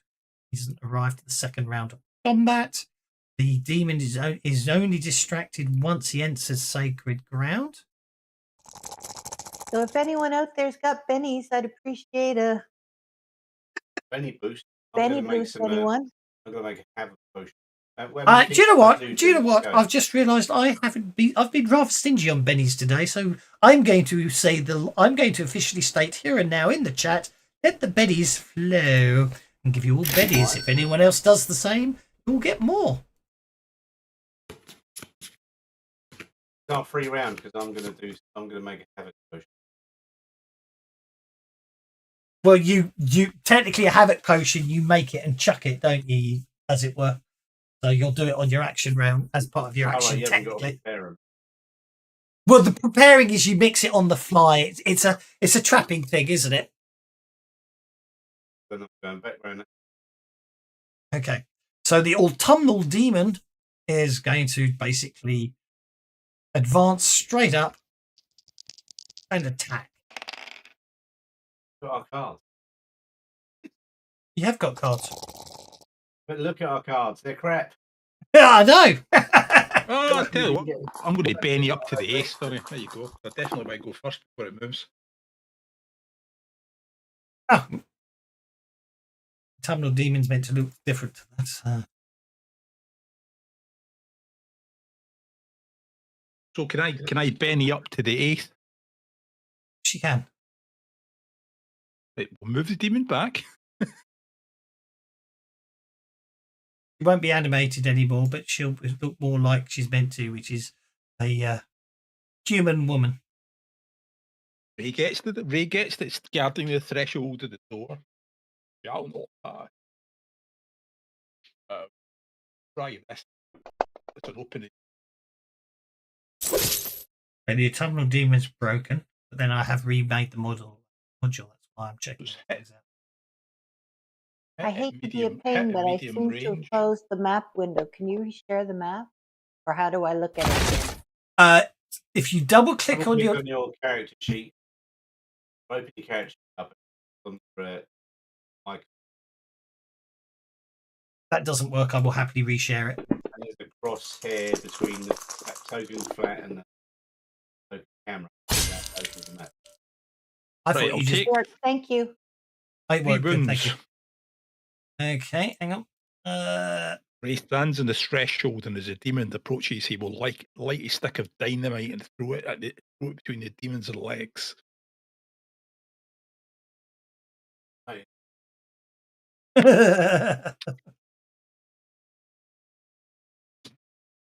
I will blow you back to hell. Hey.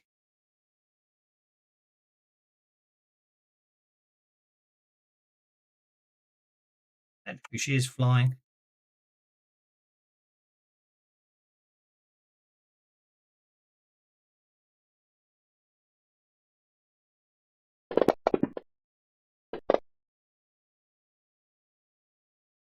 She has the sticks. Yeah, because grenade-like weapons, if you get a chance to see them, you get a chance, don't you? Oh, I think I might be really evil here. Okay. be very funny for me anyway. Because I don't get to be mean this time, nasty normally.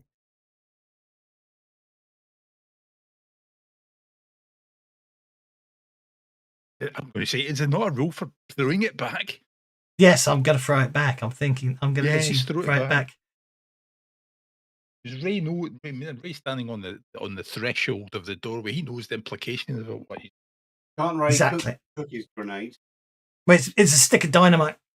You It's a can. stick of dynamite that he's throwing. Dynamite. Choose. Yeah, he's going face to face with a stick of dynamite. Let's try cooking. Special weapons. There we go. Grenade, catapults, flame throws, grenades. Grenades. Yeah, more grenades. Hot potato, cooking, covering grenades. Did you get the Benny's flow from Old Orc? Oh, Old Orc. I do apologise, Old Orc. Sorry, I was reading the rules. I did see. Thank you, Old Orc. Thank you, Welcome. Old Orc. So, okay. So Ray's got Death Wish, Old Orc, and he's also heroic, so he's going to face the demon and he's going to risk blowing himself up in the process. -5 reaction or -2. Hold. This consumes his hold action. Fae goes off.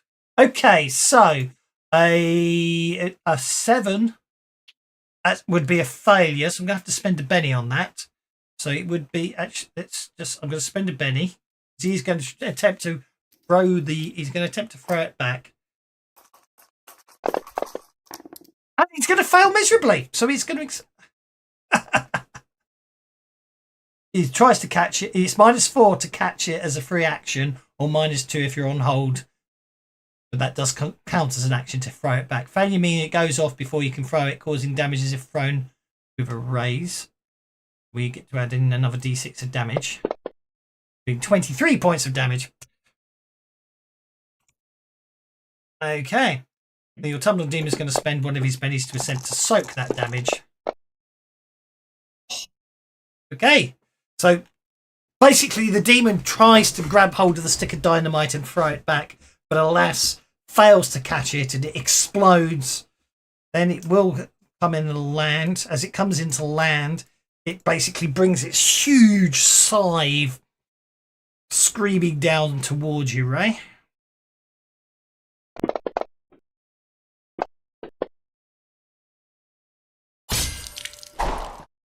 Missing you because of that wound and the shroud. So I'm going to spend the GM's last penny to completely fail to do anything. Okay, that brings us to Bill. Might be unstoppable. Yeah. Oh, I need to look tokens. There we go. Corner. Okay. Right, I've got nothing to do.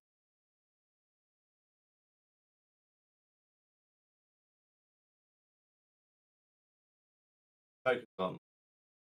Oh, hang on. There we are. Try now. Click the wrong button.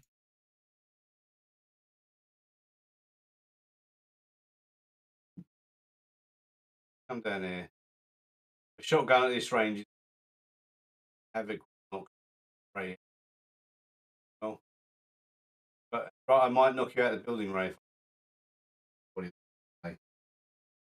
I can't select. He's got a death wish. He'll understand.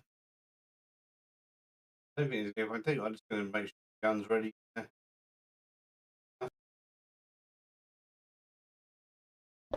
Okay, Jed is going to step forward 3 inches.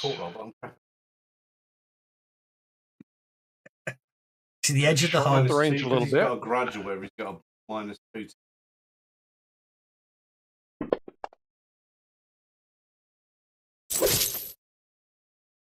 You shoot your bow at the autumnal demon. She gives you it's a fear check for the meant to be a fear check on it, but shoot you the passed demon in the and then chase. step back. The autumnal demon. The autumnal demon sees your arrow flying towards it. It calmly steps to one side as the arrow passes by it. Cost me a penny. And step back. Nicely done. And then you end your turn, and we'll see what Hetty wants to get up to.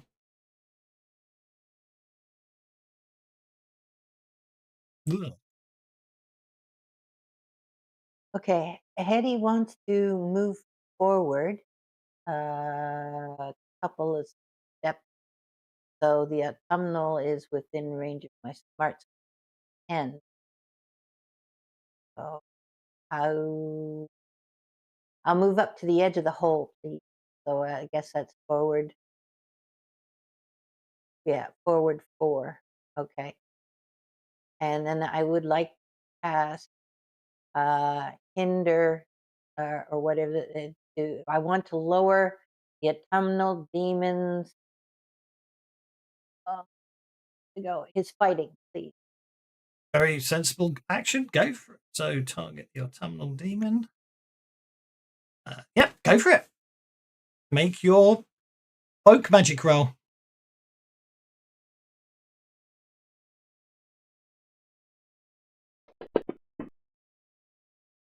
A 7 because it's got arcane resistance, a bit like your arcane protection. So that is successful casting even with its arcane resistance. It takes 2 off your roll. Means it will be it -4 off its rolls to affect you guys. Don't forget. Means you'll lower its fighting by 1 die. Okay. It would have been 2, but it's got arcane protect. It's got its own form of arcane protection. That's nicely done. That is very nice. That still takes its parry down by 1. Parry -1. Okay, nicely done. Okay, and Oliver's just going to cry on the altar.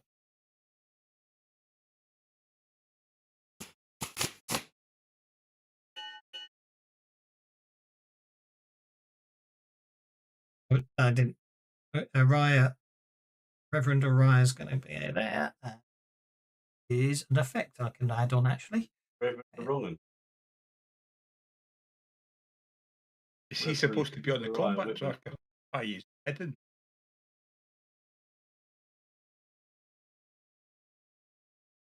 Yes.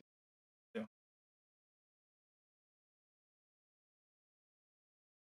There we go.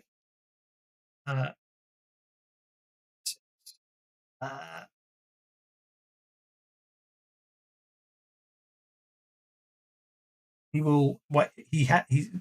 The noise will wake him up, and he will appear this round.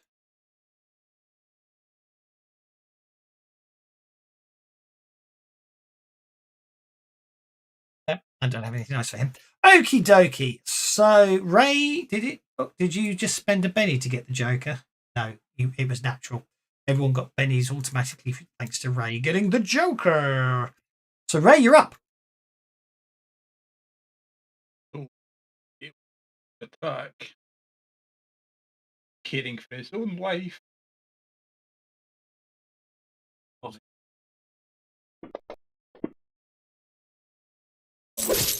That's a hit.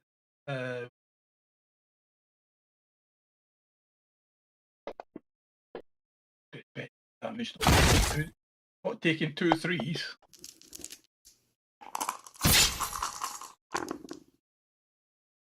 A wind pickaxe. Well, my last penny of the day. If anyone out there wants to have a penny. If anyone wants to give the poor GM a penny, that's the lot. The GM is out of pennies. Good. You don't want the GM having pennies. Folks got wounds. I don't know. It bit them later on in the chase, so didn't it? Dice went back. No, they'd be good for soak rolls today, but nothing else.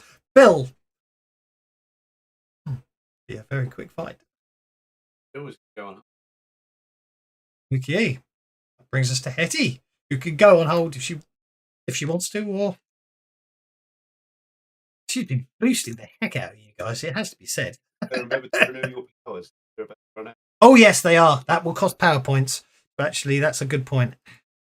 You got 8 power points up. So, do you want to keep? Maintain it. It is. So, do you want to maintain the arcane protection you put on everyone, which includes the shroud? The shroud doesn't Yes. cost extra. Okay. I'm not sure if it does. This is a nice, perfect opportunity to find out if it doesn't. It doesn't take them. Oh, okay. So you need to spend 4 power points to maintain the powers. That's all it is there. Before you do anything, I know it says 8, but it's only 4 power points. It's because those effects are 2 different effects. So to maintain the arcane protection on everyone costs you 4 power points, and then that's a free action, and then you can. Oh, the GM gets pennies. Double bennies. Thank you, old dog. Stick around. You giving him pennies? Surprise! Just when we got it, we thought we had it on the hook. But Just makes it at this point dramatic. in the story, the heroes get a reversal. So, what's the plan, Hetty? I'm trying to think what else. I think I'll go on hold for now, please. Certainly, we'll pop Hetty on hold. Okay, at this point.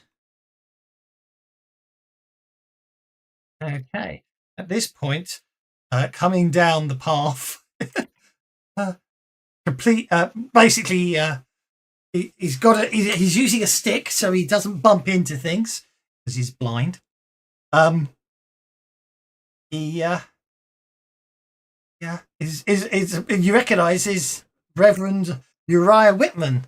I think he's a retired clergyman who once held services in Brethren Hall and now lives in a cabin on the overgrown grounds of his old church. He's blind as a bat.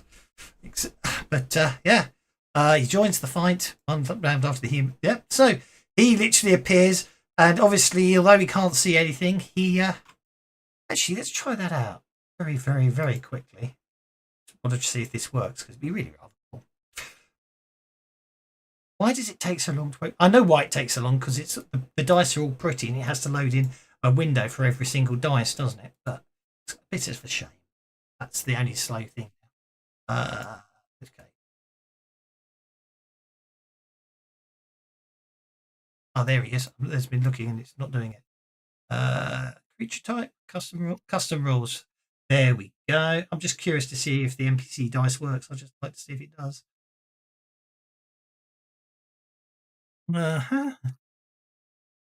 Give it a test. Because I'm using all these nasty murky dice you see for Holler, and I want Reverend Whitman to have his own fancy dice. So let's see what happens as Reverend Whitman basically attempts to banish your tumble demon.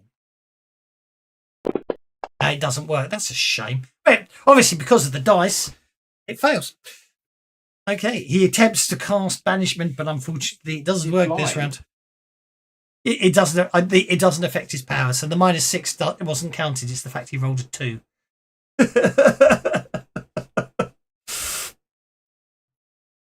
Jed, you're up, sir.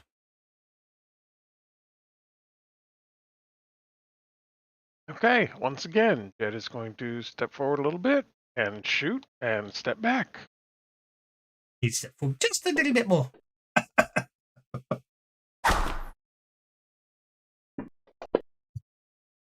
Ooh, this may actually be a good hit. Yay! I've got Benny. Thank you, Odo.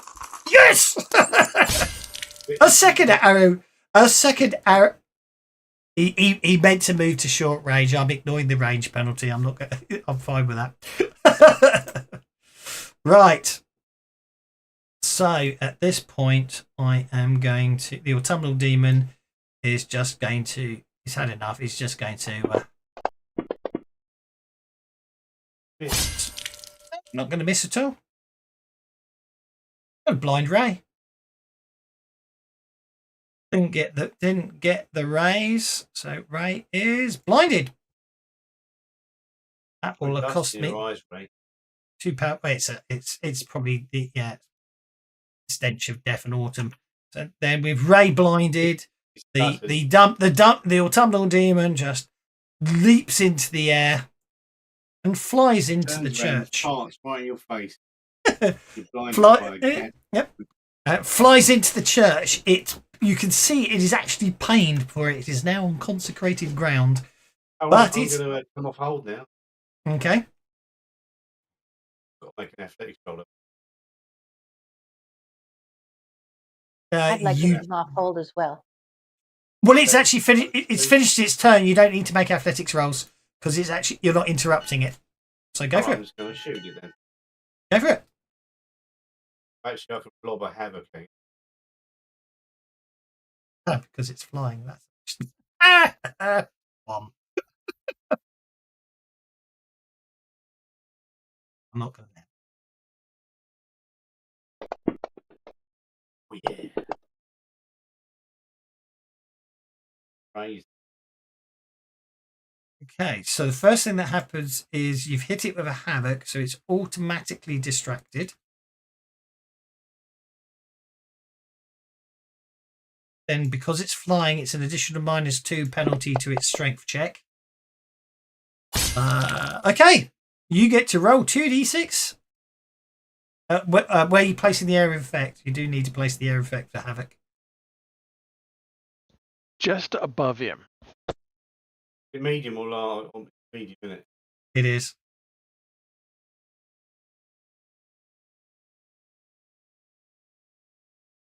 Go away. Right, that's fine. If you leave it there, now you roll 2d6, because the point is you place it. Okay, you place it there, but it's going to move that way. So roll 2d6. 2 inches. It's not good. You blast it back 2 inches. No, you can't because it's not a trait roll, I'm afraid. Alas, it didn't hit anything. That's why I said place it straight above it. Oh well. Smack it downwards. Yes. Actually, there's nothing to stop you doing Oh, that. you mean above his head? I thought you meant above it, as in above it. No. It's a very good point. It's a flying creature, so put it above it to smack it into the ground. But I was doing it. I was putting it above his head to knock into the ground. Oh, Hetty's up next. How far was it off the floor? 3 inches. So, That wouldn't hit the ground anyhow. So yeah. That's just him being mean. What does a raise do? Nothing. What do I have a raise? The raise actually puts an additional penalty, doesn't it, on the havoc roll, I believe. Yeah, so it gets a penalty for flying, doesn't it? So basically, because you got it with a raise, it was it's distracted, causing a -2. It's then at -2 on its strength roll because you got the raise, and then because it's flying, it's a -2. So it would technically have been a -6 roll before its wounds to make it -7. That's what the raise does. Okay, Hetty, you're up. Okay, I would like to lower. Flying is based on agility, isn't it? Technically, not in this case, no. No, technically it's just a power. So once it's up and running, it's running. I'm afraid, but Okay. you could attempt to lower its toughness, which would reduce its vigor and make it easier to hurt. Yes, I'd like to do that, please. Okie dokie. So, which trait do I affect for that? That strength, Vigor. vigor. Okay. Yeah, vigor's used for its silk rolls. So. Yeah. Okay. So I would like to do a lower vigor trait. Go for it. Spend those power points and roll those dice and spend the power points. Technically, got the game mechanic from doing it. That's a raise. Very nice. Actually, it won't be because it's got arcane resistance, which turns your 8 into a 6, but it still will lower its trait, which I suspect won't work because when I do that, although it says lower trait effect applied to autumnal demon, it doesn't actually add it because it's already got a lower trait on there, annoyingly. So I'm going to go with lower hinder instead, which I can then change into lower vigor afterwards. So that's lower vigor 1 dice type, -1, and that means it's also toughness -1. There we go. Nicely done. Right, new round, I believe.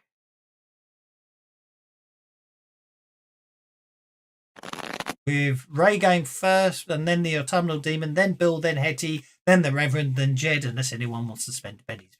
Start the round. I've learnt the hard way now. I need to be more patient. That's why it doesn't go straight to the next round. Oh no, I like the fact it does that now. It's a nice touch. That was a good roll. So I bennied my 3 of spades and got a 3 of hearts. And I decided I'd see what else I could get, and I got the 7 of hearts. So for 3 pennies, I got to move up in front of Ray. I'm sorry, Reverend. That's okay. Well, Bill just got everyone a Benny, so you can spend more bennies if you want to. Thank you, Bill. No problem. No problem. Good rolling. No. I think this is the cards trying to tell me no, don't go. Okay, Bill, you are up first. I'm on hold. Yeah. You're on hold. Okay, Ray, you're next. Ray, it's at 3 inches up, isn't it? It is. But that's still in range of a large burst template, isn't it? It is. We worked that one out. Because if you measure this from the center of a large burst template, it's 4 inches. So you put a large burst. So you're gonna dynamite the church, the ramshackle church you're all standing in. Yeah, but if the roof falls in, I don't care if I die. What about baby Tolliver? Yeah, God, what the hell's on to it? Sure, it'll be okay. Just fine. He's under the altar. It's from behind, so I'm going to. Yeah. I'm going to say from. I've seen mine collapses. This building will be fine. Trust me, people. More Benny's flow. Go team, go! Says Old Orc. Okie dokie. From behind, it can't see it coming, so it doesn't get a chance to evade or throw the dynamite back. The blast hits it from below, causing 2 wounds. I spend my last Benny.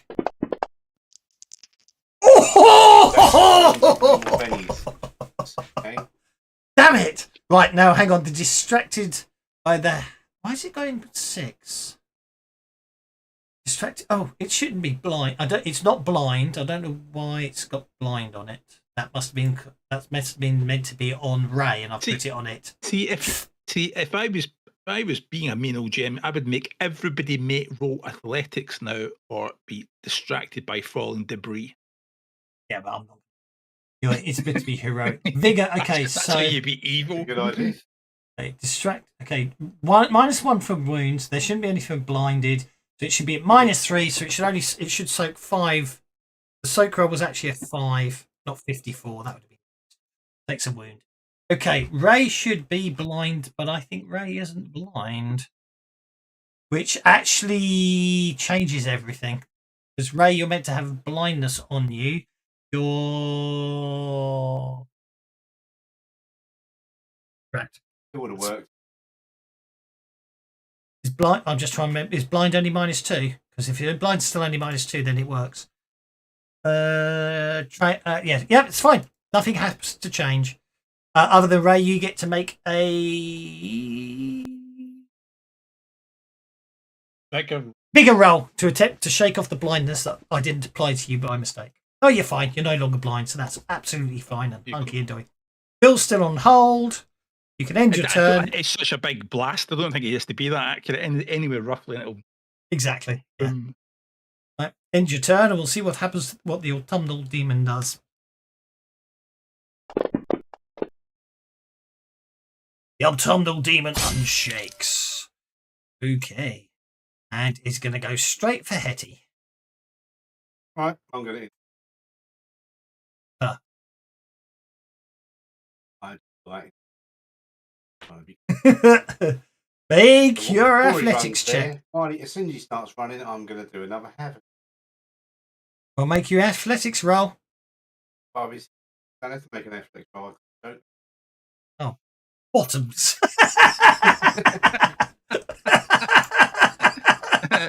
Moving back to where he was, please. That's not right. Doing that. Then he'll be laughing. But I'm doing the havoc above his head. Okie dokie. Already got knocked down. He's 2 inches off the floor. Okay, so he's already distracted by another havoc, so I'll renew that.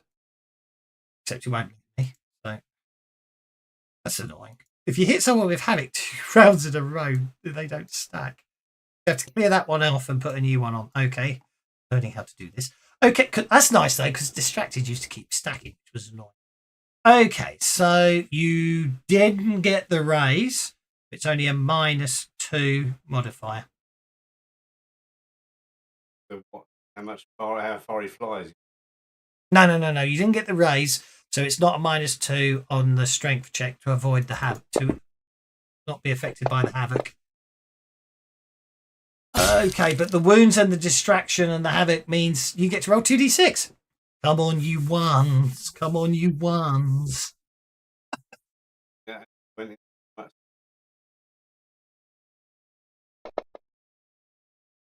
Okay, you smack the demon into the floor. /DMG. 2d12 damage. 4 points of damage isn't going to reflect it. So it will basically, it's going to get smacked into the floor and then take off again, fly towards Hetty. Ooh.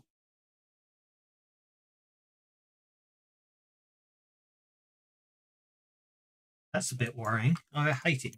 Things like that.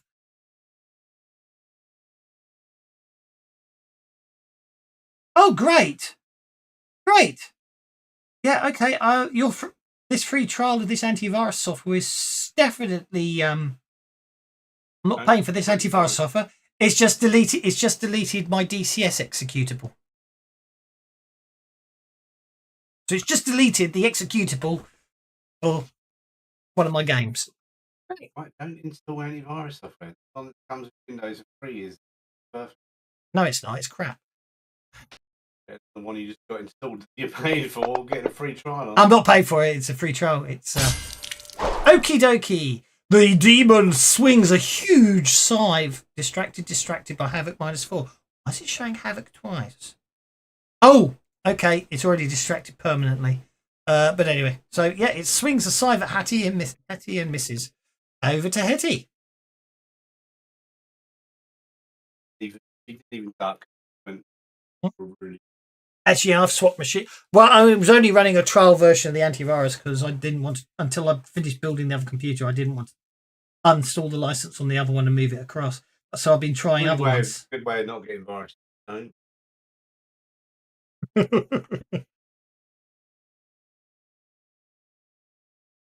Anyway, Hetty's up.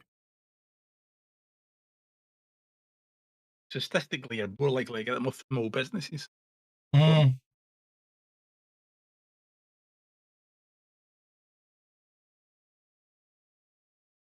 Well, actually, you probably don't need to maintain the boost athletics. That's okay. So you're being attacked by this flying demon. What do you want to do, Hetty? You lost Hetty. That was for the chase. You don't need it more.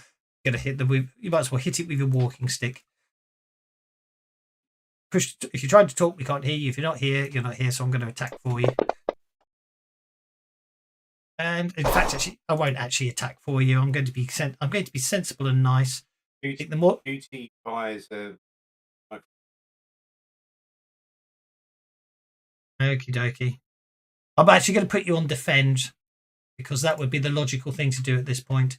Looks like you've lost your voice. We're nearly done. Don't worry. You basically defend it. You defend the demon off with your walking stick. Jed, you're up, sir. Okay, another bow shot. First, I'd like to spend conviction. Okay. Have you got one? No. But you still like to spend it. I should have given you one actually. Can you hear me now? We can hear you now. Yes, we We can hear you now. Oh dear. Actually, yeah, I meant to give you guys conviction. Too late now. So did I get a chance to hit him with the stick? Well, you missed with the stick and then decided it would probably make more sense for you to defend, which means it's the demon that's got so many penalties on it's got another -4 to hit you. But yeah, you go for it. Make your fighting roll. if you can hit it with a stick, why not? You've got 4 bennies left. I don't think it's going to survive the round. So by all means, have a hit with a stick. Jed's also just hit it with the bow. Hit it slow, hit it quick. Yep, hit it with your walking stick. I think you rolled just as well as I did, I'm afraid, but you still got to hit it. That's the main thing. And then I'll use the rest of my act to move back. It will technically get a free attack on you if you do that. It's shaking. Oh, do I? Oh no, okay, then. no, it's shaking. You can move back. You can move back. You can move back. You can move back. Okay. Sorry, I forgot it was shaken because Jed shot it. It technically wouldn't have been, but who cares? I'm being nice. Where do you want to move? Just move yourself up to your pace. I'm going to get the Reverend in on the action. He's going to stagger into the place and try another banish. And fell miserably.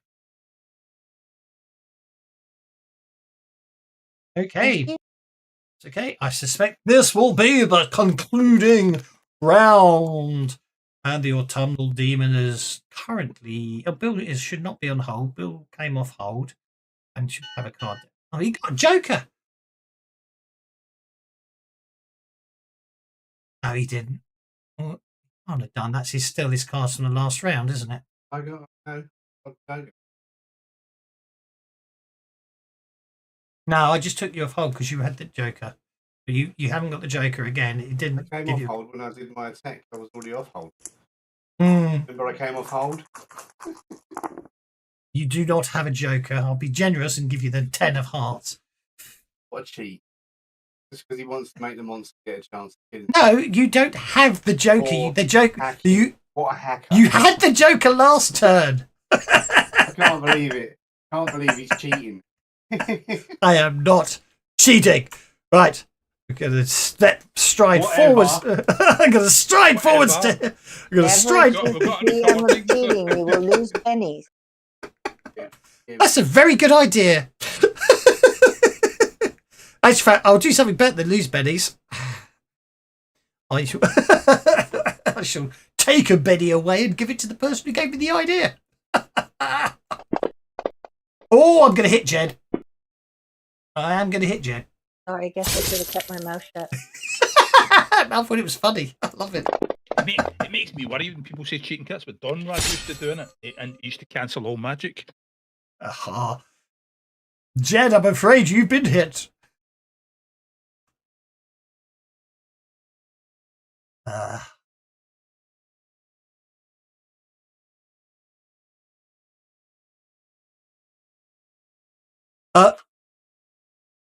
Jed? Are you there, Jed? He got 9 bennies. Yep, sorry. It's okay. I was just plenty of bennies. Definitely going to be soaking on that. Okay, you block the attack. Nicely done. That gets us to...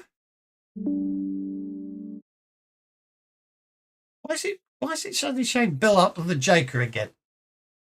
Because I got a Joker. You did not get a Joker! You didn't take yourself off hold when you want. You didn't take yourself off hold. You didn't take me off hold when I asked you to, okay? Your fault. Oh, can you not? Go after the demon. Can you not? Because the cards that I've got, let me give me a choice. I know. There you go. Right, you're next. Then it's Jed. Cheating so.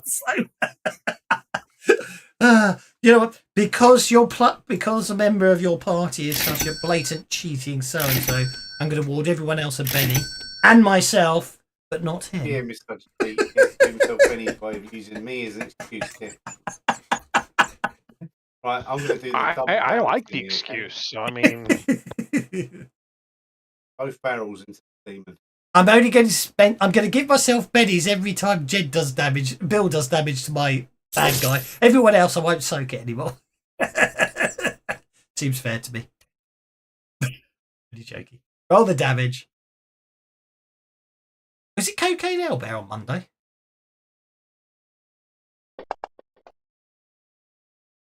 I don't know. So you're saying the Joker wasn't real? It must have been a counterfeit bill.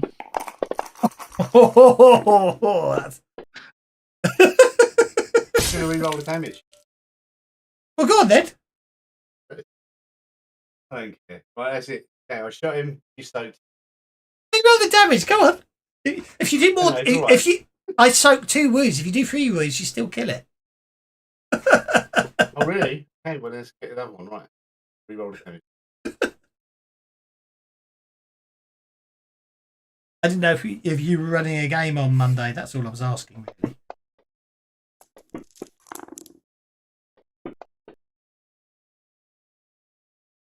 Okay. Yeah. I can only soak 2 of those. So with that, splat. But also, you've got to apply some damage to who's going to get hit, Hetty or Jed. So roll a 1. One of my trait rolls. Yeah, but you hit. No. If you miss and your trait rolls of 1, you hit an innocent bystander. But you miss with an actual 1, so you still hit. Okay, assuming Whitmer survives the autonomous demon is defeated, the Reverend offers him to baptize the child on the spot. He says that blessing the child should keep the child safe from further threats of this nature.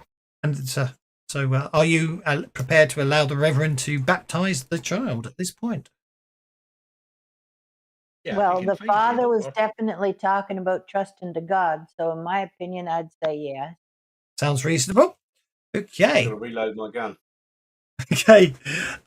He also then praises you in your fortitude in defending the child from such many evil influences. He agrees that the child is something special, but what it might bring to the Hollow when it comes of age is yet to be known. A good raising will give it a good start, he says, nodding respectfully to the group.